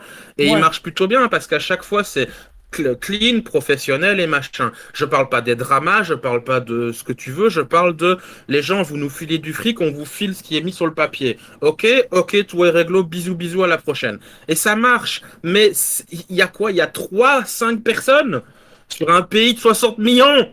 Ah, m'énerve, je suis désolé, mais Non, non, mais en fait, j'ai eu cette discussion avec. Alors à l'époque, c'était un moment où on parlait musique, on parlait metal et punk. Et en fait, on discutait avec un ami, c'est-à-dire qu'en fait, par exemple, en France, ne serait-ce que dans les années 80, il y avait une énorme scène heavy. Je pense notamment à Sortilège, tu vois. Une énorme. ouais, Tu il y vois, avait Trust. il y avait Trust, Sortilège qui avait un côté très fantasy dans ses paroles quand tu écoutes les chansons. Et qui revient un peu sur le devant de la scène grâce à V Records, merci à eux. Et en fait, c'est vrai que quand tu vois que les plus connus dans la scène métal française, c'est Gojira, qui chante en anglais, bon, voilà.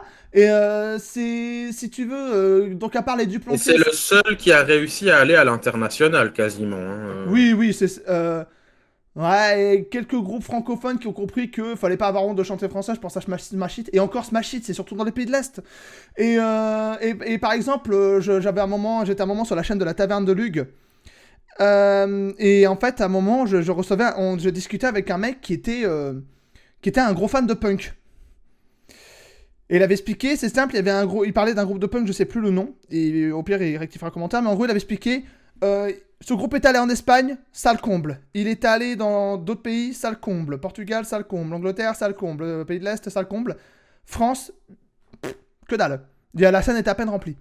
Et en fait, on a discuté avec un ami à moi, il m'a dit, j'ai l'impression que la France a un problème avec les contre-cultures en général.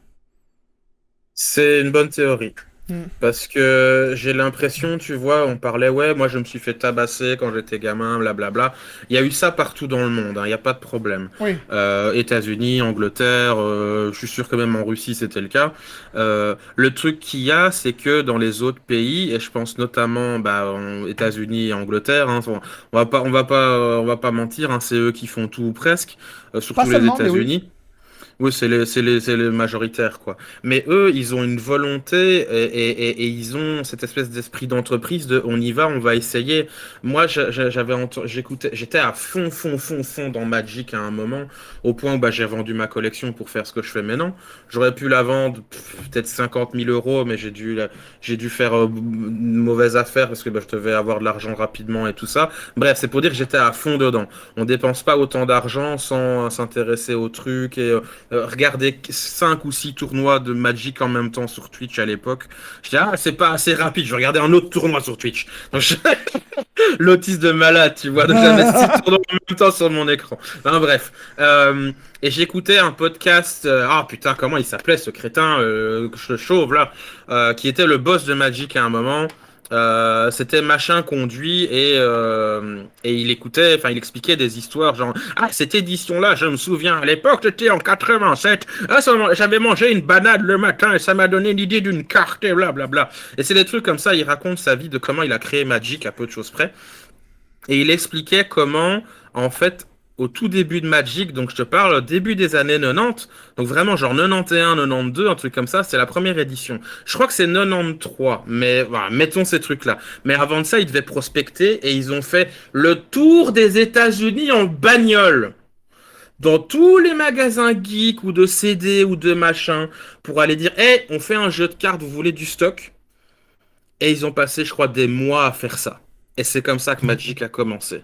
Hmm.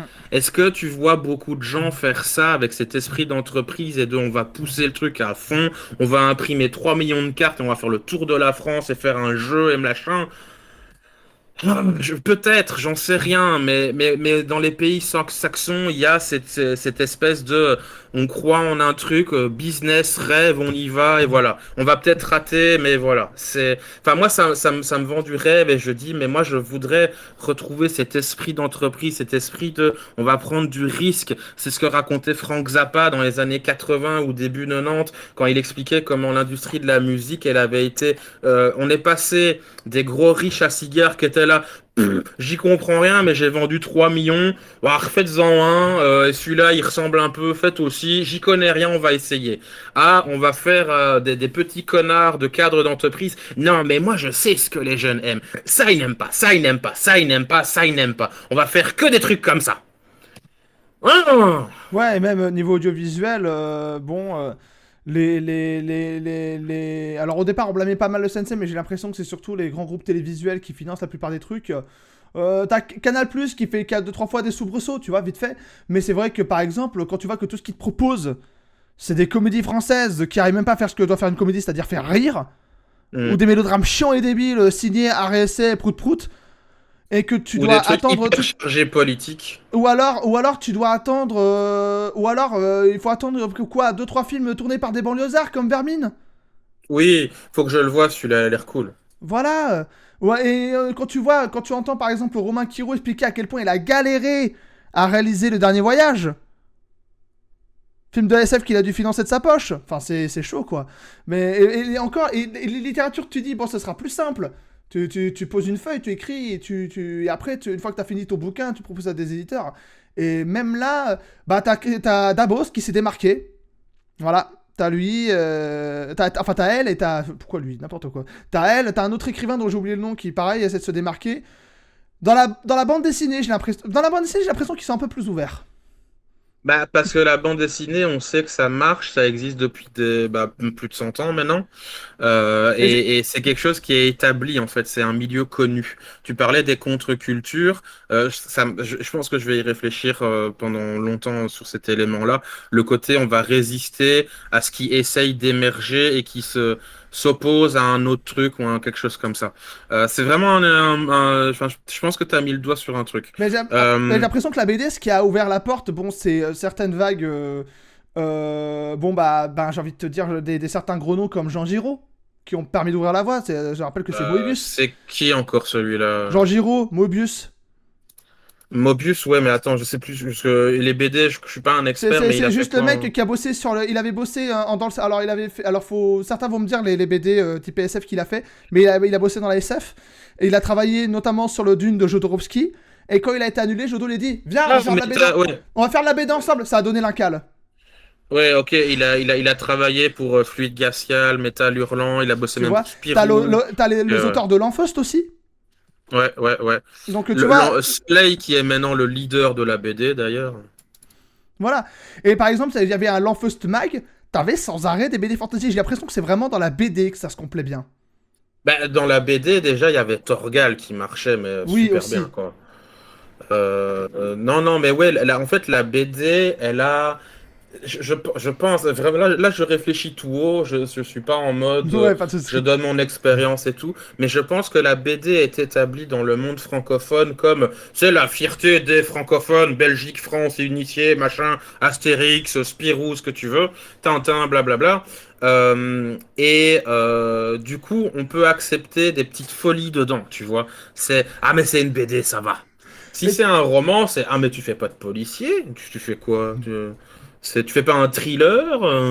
C'est pas la romance? tu fais pas du polar. Non, mais en plus, Ouais. Frollo, il y a un truc aussi que j'ai remarqué. Il y a aussi un truc, c'est que. euh, je pense qu'il y a aussi un. Je viens de recevoir une notification en même temps, désolé, Frollo. Je viens de penser à un truc en plus. Je pense que la raison pour laquelle on fout la paix à la BD franco-belge, c'est parce que, mine de rien, j'en parlais avec des gens qui vivaient à Belgique, qui vivaient à Erzo, c'est à la frontière. Tu marches 10 minutes, t'es en France. Et Hmm. en fait, ils m'avaient expliqué qu'en fait, la BD franco-belge, à un moment, ça commençait à talonner le comics américain. Oui. Il y avait les mac and cheese, là, ils commençaient à poker du derche en se disant: Ah là, on est en train de se faire talonner par les fromages qui puent, ça va être compliqué là. Et donc, si tu veux, comme ça Et commençait à les rivaliser. frites. Les fromages qui puent, mais les frites aussi. Et les frites. BD franco. J'ai envie de te dire, Charleroi, c'était la capitale de la BD. Hein. C'est un peu changé Ah bah maintenant. attends, il y a un rond-point, il y a un marsupilami géant dessus. Je crois même qu'il y avait eu la bagnole de Gaston, la gaffe mobile. Elle a été vandalisée Ouais. juste après parce que, bon, Charleroi, ça s'est un peu ghettoisé depuis. Mais. Un petit peu, ça a toujours été. Mais par contre, il y a des arrêts de tram, métro, je sais plus comment c'est, enfin bref, un des deux, où en fait, t'as un arrêt, et en fait, t'as carrément des vraies pages de BD en carrelage, en fait, sur le mur. C'est un truc de Lucky Luke et tout ça, c'est rigolo.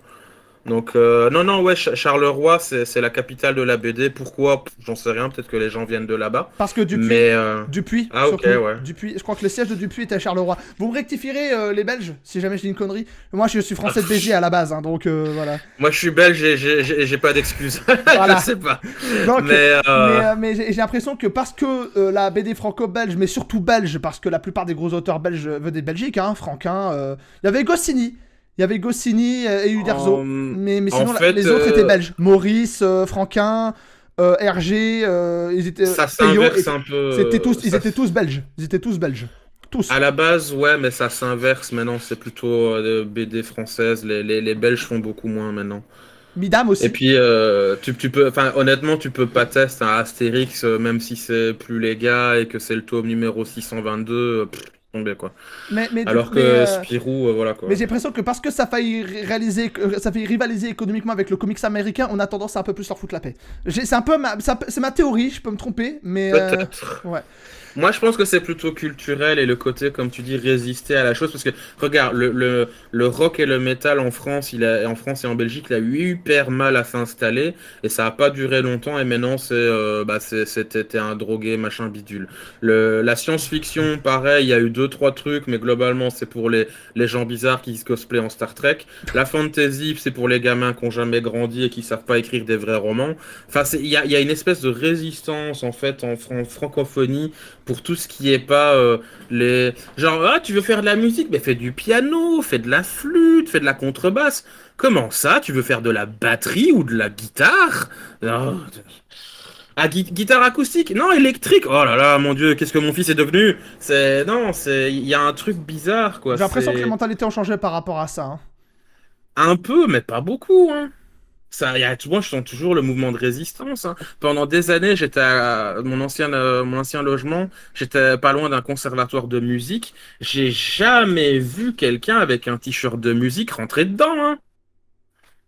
Même un truc connu, genre, je sais pas, AC/DC, Iron Maiden, Metallica, ou ce que tu veux, ou même, je sais pas, moi, Johnny Hallyday, j'en sais rien. C'était tout des gens coincés qui vont là-bas avec leur violon. Je sais pas ça, j'adore la musique classique, mais c'est pour dire que il n'y a pas de.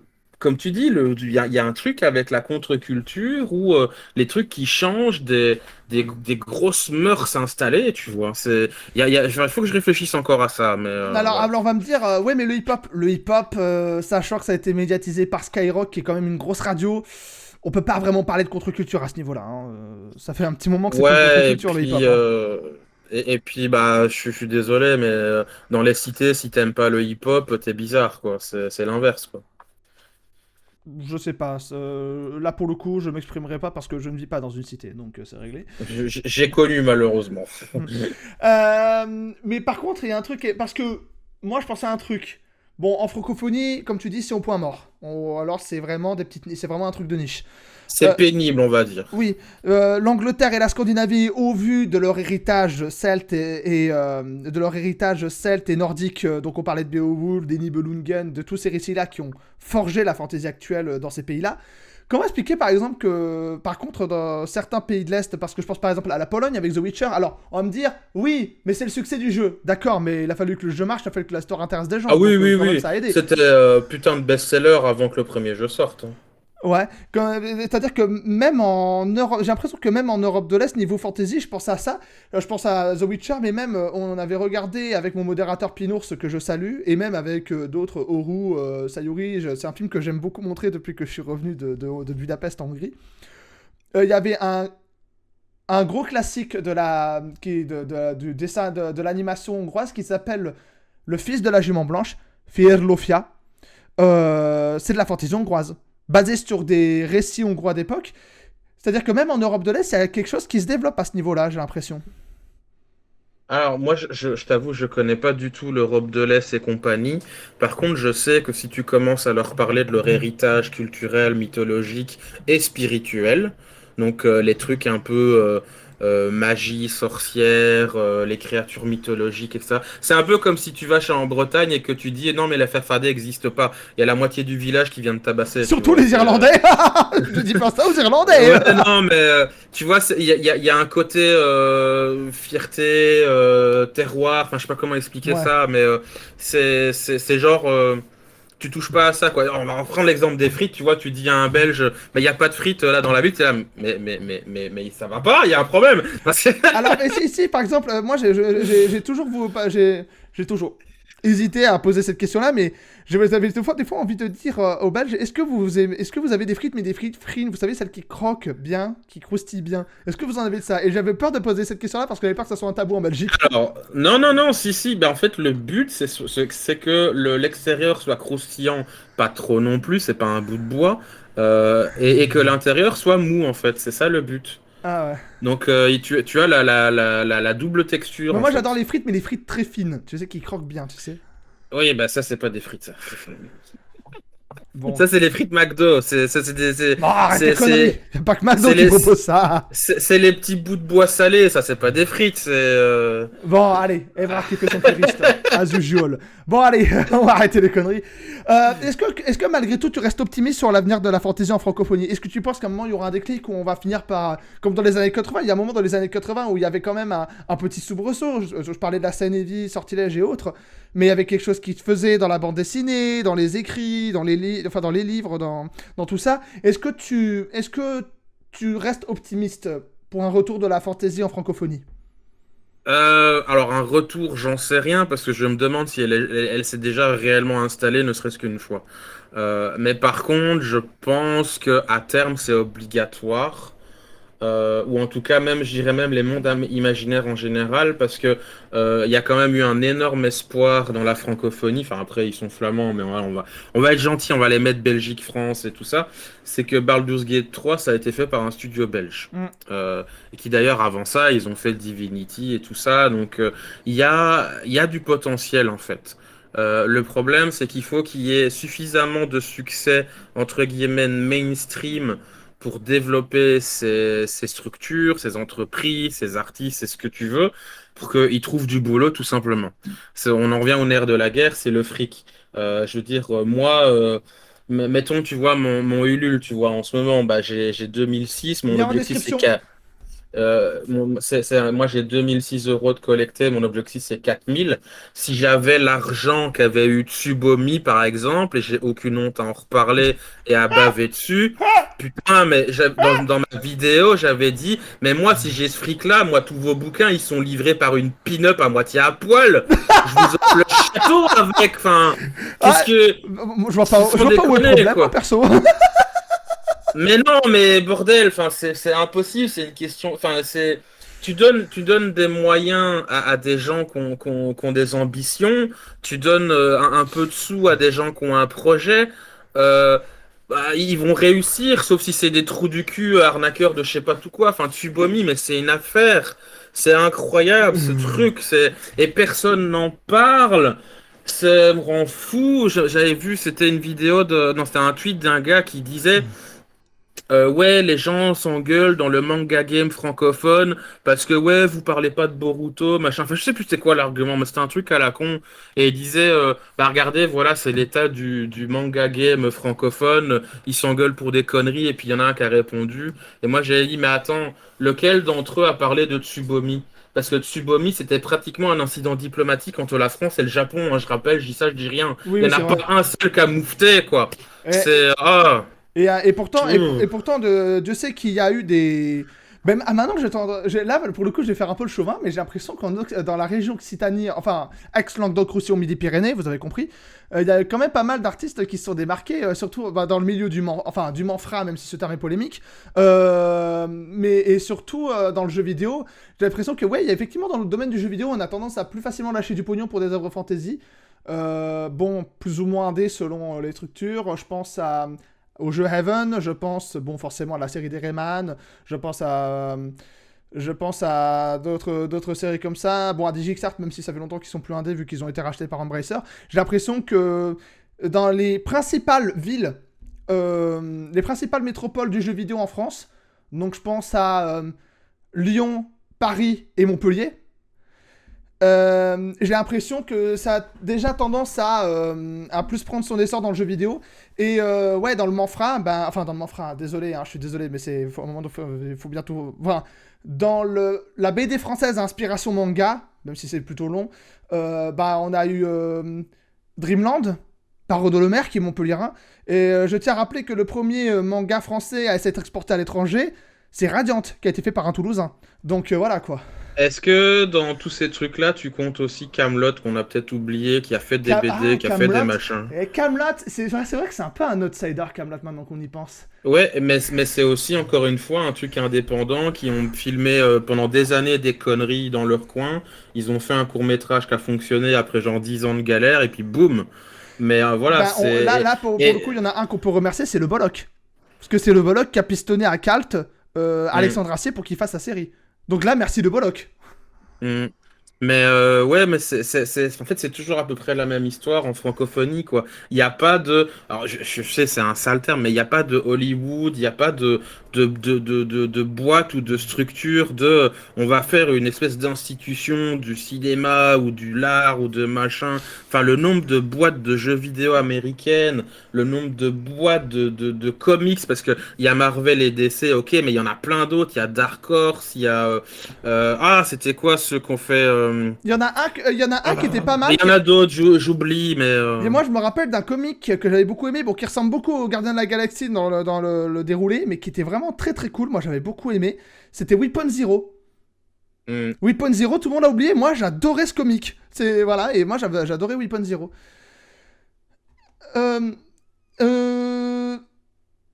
Oui. Attends, ouais, est-ce que tu voulais finir ton explication? Non, je regardais les autres listes de comics américains, mais ouais, voilà, il y a IDW, il y a Iron Circus, il y avait Mad qui utilisait des magazines, enfin, je sais pas, il y a un truc avec la francophonie, quoi. C'en est au point où même les Suisses, des fois, ils ont plus d'opportunités que nous parce qu'ils ont genre la multilangue et tout ça, et les mecs, ils ont dit, nous, on a une légende chez nous, s'appelle Asher Giger, on va faire un musée rien que pour sa gueule, quoi. Oui, en Suisse. Alors après, c'est Suisse allemande, c'est particulier. Mais oui, mais c'est ça, je sais pas, peut-être que s'ils parlent plusieurs langues, ils ont peut-être plus conscience de... J'en sais rien, mais la francophonie est bizarre. D'ailleurs, petite anecdote, vous le retrouvez dans le documentaire du Dune de Jodorowsky que je vous recommande. Est-ce que tu sais qui a découvert en premier le talent de Asher Giger? Alors, je suis plus certain, mais je crois que c'est un des gars qui bossait avec Ridley Scott, il me semble. Non. Non, il y en avait encore un avant? En gros, c'est Dali. Salvador Dali. Que je le savais. Que Alejandro Jodorowsky avait approché pour jouer l'empereur fou de la galaxie dans son adaptation de Dune. Et à un moment, il regarde une brochure, Dali, et il y avait Jodorowsky à côté de lui, il le montre, il fait « Cet homme a du talent ». Jodorowsky regarde, ouais. Mais c'est incroyable, c'est ce qu'il me fallait pour les Harkonnen. Et il va voir Asher Giger et il commence à discuter avec lui, et il était prévu que c'est lui qui fasse l'esthétique des Harkonnen. Et bon, entre-temps, ça a été annulé. Il y en a un qui a fait une dépression après ça, c'était celui qui devait s'occuper des effets spéciaux, qui s'appelait Dan O'Bannon, qui sera l'un des scénaristes d'Alien, et qui récupérera toute l'équipe, pas seulement Asher Giger, mais également Moebius et Chris Foss, celui qui devait faire le design des vaisseaux. Il a récupéré toute l'équipe, et le reste est entré dans la légende. Et le pire, c'est qu'on sent une légère inspiration des Harkonnen de Giger, des Harkonnen, quoi. Les tubes, le trône flottant, machin. On sent qu'il y a un peu de lui dedans, tu vois, qui est resté. Et je rajouterais que le musée Giger, aujourd'hui, est en partie géré par le chanteur de Celtic Frost, qui était son ami, Tom G. Warrior. Oh, Celtic Frost, oui. J'ai le coffret de... Écoutez, Celtic Frost, c'est de la bombe. Ça, c'est du bon. Alors, je sais plus si on dit Pagan ou Black, mais. C'est du black pur. C'est même Ouais. les précurseurs du black avec Venom. Alors, attention. Ça y est, on est reparti. Je suis d'accord de dire qu'il y a Venom. Mais après, il y a Bathory. Oui, c'est vrai. Alors, c'est un peu le trio, oui, c'est effectivement. C'est vrai que ça a débuté en Angleterre, en Suède et en Suisse. C'est effectivement, il y a les Bathory, il y a Bathory qui a. Et après, il y a eu la seconde vague qui a eu lieu en Norvège. Euh, Oui, avec mon copain Bourzoum représente. Non, je déconne. Bourzoum. J'ai des albums de Bourzoum de sa période ambiante. Bref, on est en train de diverger. Alors, attends, Oh putain, tu m'étonnes, mec. Oh putain, tu m'étonnes. bah, j'aime bien Et après, il y a un seul album de Black, un ou deux albums, dont Philosophem que j'ai. Philosophem, je crois que c'est mon album préféré de Ah, Bourzoum. Euh, c'est le meilleur. Enfin, pour moi, c'est alors, je l'ai en le. cassette audio. Foutez-vous de ma gueule. Bref, alors, il y a Loni qui. Non, t'as raison, t'as Ouais. raison. Là, il y a Loni qui me dit d'ailleurs, certaines boîtes françaises d'animation qui sont spé dans les effets spéciaux sont sollicitées par des ricains, notamment Arkane qui est animé par Fortiche ou même la Cinématique Télé qui a été fait pour une boîte française basée à Paris, je crois. Et je rajouterai même la plupart des animateurs qui ont été recrutés dans certaines boîtes comme DreamWorks ont été pêchés au Gobelin. Et je crois que c'était Buff. Buff et PDI, Pacific Data Images, qui a pas mal bossé sur des gros blockbusters américains. Là, faudrait demander plus de renseignements à Oro qui s'y connaît pas mal dans ce domaine-là. Mais voilà. Une anecdote là-dessus, c'est que moi j'ai eu une amie, je sais pas si elle me Ouais. considère encore comme un ami, parce qu'on a eu une brouille ou deux, mais peu importe. C'est qu'elle, elle a bossé pour Illumination MacGuff, et elle a notamment fait l'espèce de petite étoile dans le film Mario qui dit On va tous mourir. Oui, Elle oui. a fait le rig de ce truc-là, et en fait, Illumination MacGuff, donc la boîte française, c'est pas juste une succursale qui fait genre ils sont là. Non, non, ils bossent vraiment sur les films. Genre, les Mignons, ils ont été faits en partie là, quoi. Oui. Alors, Pinos, tu parles de Primal le jeu ou tu parles d'un autre Primal? Parce qu'il y a le jeu sur PS2 qui était cool, à mes souvenirs. Alors, je ressors la question de The Dwarf qu'on avait mis au show. Parce qu'en Ouais, du coup, je profite de cette question, je la reformule. C'est un genou qui vient vers toi et qui te dit voilà, j'aimerais me mettre à la fantasy. Quel conseil tu lui donnerais? le fais pas. Non, plus sérieusement, frère. Un peu d'ambition, là, un peu de positivité. Honnêtement, franchement, il y aurait je dirais ça en partie sérieusement, mais alors je vais pas le décourager, je vais pas non Oui, plus le casser, mais je vais lui dire, écoute, mec, n'importe quel truc artistique, mais notamment l'écriture, enfin plus particulièrement l'écriture, je lui dirais, écoute, est-ce que tu as un moyen de d'avoir de l'argent, une rentrée d'argent, et en même temps bosser pour créer, donc écrire tes bouquins. Sinon, ça va être très compliqué. Et même si c'est le cas, une fois que tu auras réussi à finir ton travail, après, va falloir le vendre à des maisons d'édition ou l'auto-édition et te démerder dans ton coin avec un homme sandwich dans la rue, acheter mon bouquin. Peu importe, tu fais ce que tu veux, mais tu vas avoir énormément, en fait, de problèmes en fait pour te vendre et en plus si tu es dans la fantasy francophone ça va être encore plus compliqué. Je vais donner un exemple ultra concret. Moi le salon du livre de Mons qui est alors il y a plus grand hein. Il y a le salon du livre de Bruxelles, il y a le salon du livre de Paris et d'autres de différentes régions, mais salon du livre de Mons c'est quand même mine de rien une référence et qui en plus c'est pas loin de la frontière française, donc autant les Belges peuvent y aller que les Français. La fantasy, c'est limite dans un coin ou à l'étage ou je sais pas quoi. Alors ça a peut-être changé avec le temps, mais voilà. Et en plus, si tu es auto-édité, il y a de grandes chances que tu ne sois pas pris. Le salon Troll et Légendes, ils ont une demi-politique de ne pas prendre d'auteurs belges alors que c'est en Belgique. Tu as des salons ou des trucs comme la Made in Asia ou d'autres gros trucs genre Japan Expo et compagnie. C'est déjà si t'as pas 3 millions d'euros pour le stand, t'es baisé. Mais en plus de ça, il y a un truc de sélection. Enfin voilà, vous avez compris, je crois, c'est la merde. Si tu es dans le circuit littéraire euh, et que tu essayes auto-éditer en plus, vu que tu n'auras pas réussi à avoir une maison d'édition parce que c'est compliqué, si tu y arrives, tant mieux pour toi, profites-en. tu vas avoir handicap sur handicap sur handicap sur handicap sur handicap. Tu vas partir perdant 36 fois. Moi, mes salons ou les endroits où je vends le mieux et où je fais mon beurre, entre guillemets, enfin, c'est même pas mon beurre, c'est juste rembourser mes frais, c'est les financements participatifs et les conventions geek où c'est premier payé, premier servi. C'est tout. Donc c'est des trucs du genre Summer Winter Geek, c'est les Geek Days, c'est Game Fest, c'est Japan Pop Show et des trucs comme ça. Enfin, encore ceux-là, je les conseille pas. Mais c'est pas dans, euh, c'est pas dans les trucs qui marchent le mieux et que tu auras le plus de chances de réussir qu'on va t'offrir une place Bah, ou que tu auras même le moyen d'avoir une place. alors après, bon, je vais du coup reformuler un peu des conseils d'écriture, par exemple. Parce que c'est surtout des Ah, conseils ok, d'écriture. pardon, excuse-moi, Ouais. je suis focalisé sur la vente. Pardon. Bah après, c'est important aussi, hein, Oui, oui, voilà. non, mais... Mais j'avais pas compris, pardon. Du coup, pour l'écriture, c'est pratique, écrit, boss. Moi, je fais partie de cette école-là de gens qui disent qu'il n'y a pas de, on n'apprend pas à écrire. Enfin, une fois que tu as appris à écrire, genre, je fais la lettre A, je fais la lettre U, je fais la lettre B. Enfin, tu vois, quand tu sais faire ça, que vaguement tu as une orthographe potable et que tu as un petit peu de vocabulaire et d'intellect, tu peux écrire. Donc, écrit, pratique. C'est en forgeant qu'on devient forgeron.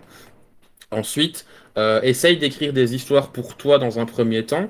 Les fanfictions, honnêtement, c'est un bon moyen de démarrer, mais reste pas là-dedans parce que à moins que tu vraiment t'es le plus gros autiste de la planète et que t'es là, moi mon univers c'est mon petit poney, je veux rien faire d'autre, bah ok, écris mon petit poney si tu veux. Mais tu auras beaucoup plus de satisfaction et de sentiments d'accomplissement, de sentiments d'écriture thérapeutique aussi, parce que bon, bah, on va pas se cacher si t'as une âme artiste, forcément. En général, pas tout le temps, mais il y a des trucs qui déconnent dans un coin ou deux de ton cœur ou ton cerveau ou les deux.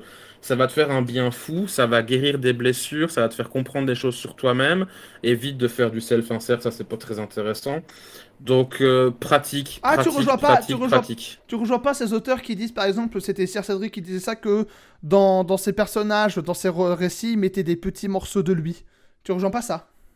Alors, des petits morceaux de toi, oui, du self-insert réel, non. Hmm, je En vois. fait, mettre des petits morceaux de toi, oui, ça, honnêtement, il n'y a pas de problème. Genre, tu prends un tic nerveux que tu as. Genre, moi, c'est vrai que je claque des doigts souvent, par exemple, quand je suis nerveux. Bah, il pourrait y avoir un perso qui a ça. Ça m'arrive des fois d'avoir des terreurs nocturnes et de crier en pleine nuit, sans aucune raison. Genre, je dors bien, je fais un joli... Ah, pardon. Il y a un de mes personnages qui a ça. Ça fait des situations comiques. Donc des petits morceaux de toi comme ça et là, oui. Mais quand je dis self-insert, c'est genre, comment c'est l'autre conne là, qui a fait I Am Not Starfire et tu mets la photo d'elle à côté du comics et en fait c'est elle, tu vois. Des trucs comme ça. Ça, non, c'est pas intéressant, c'est nul. C'est comme, ah, moi, je veux systématiquement que mon perso, ça soit comme moi, un non-binaire, droitier, unijambiste, enfin, tu vois, des conneries comme ça, quoi. T'inspirer des gens que tu connais ou de toi-même et mettre des petits éléments ça et là, aucun problème. Le self-insert, c'est vraiment. Bah, c'est les Marissou, quoi. C'est ah, mais moi, c'est une petite jeune, elle a 14 ans, elle a réussi tous les concours de Starfleet, et même le capitaine Kirk qui lui a dit: Tu es meilleur que moi, gamine, je te donne le commandement du vaisseau. Un peu à C'est. la Velma, c'est un peu à la Velma, j'ai l'impression. Ouais, voilà, ouais. Velma, en fait, il y en a certains qui ont fait le parallèle, ils ont dit, mais en fait, c'est la réalisatrice qui parle d'elle, en fait. Ouais, bah, c'est. Ouais. Bah, écoute, bah merci pour ces petits conseils. Je pense que on va pouvoir s'arrêter là. Merci à toi, Evrard, d'avoir accepté mon invitation, d'avoir accepté de faire ce radio Non, dojo. merci à toi de m'avoir reçu, surtout vu le contexte d'aujourd'hui qui a été un petit peu tendu du slip. Hmm. Pareil, je vais pas développer, mais je remercie simplement toi et l'équipe voilà, vous savez, il n'y a pas besoin, on va pas développer Voilà. plus, mais On voilà, remerciera jamais j'apprécie. assez parce que, comme vous savez, Radio Dojo, il n'y a pas que moi. Alors, mon surnom, je réponds parce que dans les commentaires, il y a certains qui m'appellent Radio Dojo. Radio Dojo, c'est mon émission, c'est pas mon surnom. Mon surnom, c'est Taiki. Voilà, enchanté. Voilà. Et il y a l'équipe de modération de Radio Dojo. Donc, il y a Pinours qui est sur le chat, Sayuri également, et Oru qui est moins présent, mais qui est quand même présent quand il le peut. Mais on le salue quand même parce qu'il a quand même beaucoup apporté à l'émission. Donc voilà, Pinours c'est étant celui qui a apporté le plus parce que certains des invités qu'on a reçus, je pense à Dimitri Seraki, Matteo Watzki et consortes, c'est grâce à lui qu'on les a eus. Donc il fait un énorme travail pour Radio Dojo, on le remercie. Sayu, elle-même se définit comme la pop-pom girl de l'émission et ça lui va très bien. On la remercie pour ce qu'elle nous apporte et pour son travail à la modération. Et évidemment, Oru qui fait ce qu'il peut dans son temps libre pour aider. Donc on remercie toute l'équipe de modération, effectivement. Et du coup, un grand merci encore à toi, Evrard, d'avoir accepté cette invitation. Merci à vous. Est-ce que je peux en placer une petite avant de partir? Par rapport à ton Ulule, c'est ça?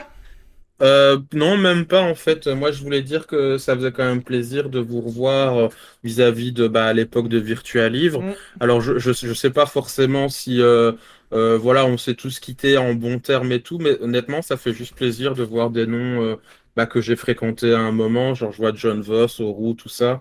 Voilà, c'était sympa de vous revoir et je, peu importe comment ça s'est terminé le rapport, moi j'espère en tout cas que vous tous vous vous portez bien, que je vous souhaite beaucoup de bonheur. Même à Lucas d'ailleurs, il n'y a aucun souci avec ça. Je crois qu'il fait des conventions et tout, donc Et, plein de réussite à lui. Lucas a quitté, pour ceux qui savent, en fait, Lucas, il a été modérateur sur mes streams bien avant Radio Dojo. Il a quitté bien avant Radio Dojo. C'est Pinours, du coup, qui a Ok, pris sa place. Mais écoute, ok. pour l'instant, ça se passe bien. Il a ses projets, il charbonne dessus. On le salue. Ouais, Et puis ouais, non, voilà. mais c'était pour le geste parce que je débarque et en fait il y a quatre ou cinq gars, on avait discuté quoi, donc j'ai pas envie de débarquer du genre je vous ignore et machin. Donc non, Non. non, vraiment un salut sincère et meilleur pour vous. Mm. Et même toi, Taiki, vraiment, je te souhaite le meilleur et bonne chance pour ton bouquin. Et si à l'inverse, toi ou des gens de ton équipe et tout ça, vous voulez venir sur mon stream ou ma chaîne ou même mon Discord faire la pub de vos machins. Moi, j'ai des espaces prévus pour ça et y a pas d'animosité. Bah Voilà, je écoute, tenais à faire passer le message de façon sincère. moi, de toute façon, je vais pas. Moi, tu sais, moi, je suis. Sur ce point-là, c'est pas mon truc de venir voir les gens en mode invite-moi sur ton truc. Non, non, on m'invite quand on m'invite. C'était le cas pour Camille de la Taverne de Luxe, c'est lui qui est venu vers moi parce qu'il voulait Hmm. m'inviter. Moi, s'il y a une invitation, je l'accepte. Mais. Donc, si Ouais, t'as ouais, envie que mais je vienne sur un de tes streams, tu me le dis et on y va, y a pas de souci. ouais, ouais, mais moi je disais ça plus dans le sens, mettons que Hmm. toi ou un de tes collègues, vous avez un événement à promouvoir ou genre la Hmm. sortie de ton livre. Je t'avoue, moi je vais pas regarder tous tes réseaux en mode bon, il sort quand son machin, je suis Ouais, je comprends. désolé. Envoie-moi un message, mon livre sort ou mon court-métrage ou j'en sais rien. J'y écoute, pas de souci, je te trouve une place, on fait ci, on fait ça. Ça Donc marche. c'est plus Hmm. une main tendue et de la civilité. Voilà. Ah, Divadan qui demande si tu serais pas à la convention geek de Compiègne. Alors non, par contre ma prochaine c'est à Charleville-Mézières ce week-end. Ensuite je suis à un petit truc à Beaudour en Belgique. Ensuite je suis à Asvan. Enfin il y a toute une liste de conventions que je fais sur mon site et mes réseaux. Mais moi je suis beaucoup entre Belgique et frontière franco-belge côté français. Genre la Geek Days de Lille j'y serai. La Game Fest de Charleville-Mézières. Je serai une fois à Nancy aussi. Enfin, voilà, des trucs comme ça. De toute façon, on mettra tes réseaux sociaux en description de la Ouais, rediff de Radio Dojo, ainsi que le lien vers ton Ulule. N'hésitez pas à soutenir le travail de Evrard, si le cœur vous en dit, et si vous avez les moyens. Merci oui. à tous d'avoir assisté Merci. à ce numéro de Radio Dojo. J'espère qu'il vous aura plu. Rendez-vous dans 2 semaines pour le prochain Radio Dojo. Je ne vous dis pas le nom de l'invité, comme vous savez, je l'annonce toujours la veille de l'émission.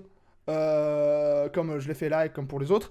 Donc voilà, si vous aimez, vous pouvez vous abonner à la chaîne de Radio Dojo, suivre mon Twitch. Donc pour ceux qui regardent la rediff, c'est Taiki Sensei tout attaché. Merci à tous d'avoir suivi cette émission. Pour ceux qui veulent suivre les autres streams, qui sont des streams gaming, bon voilà, samedi on a le samedi collectaphone, lundi on a le Ray Marathon, bref vous connaissez la marche à suivre. Je vous souhaite une excellente soirée et je vous dis à la prochaine. Salut les frolos!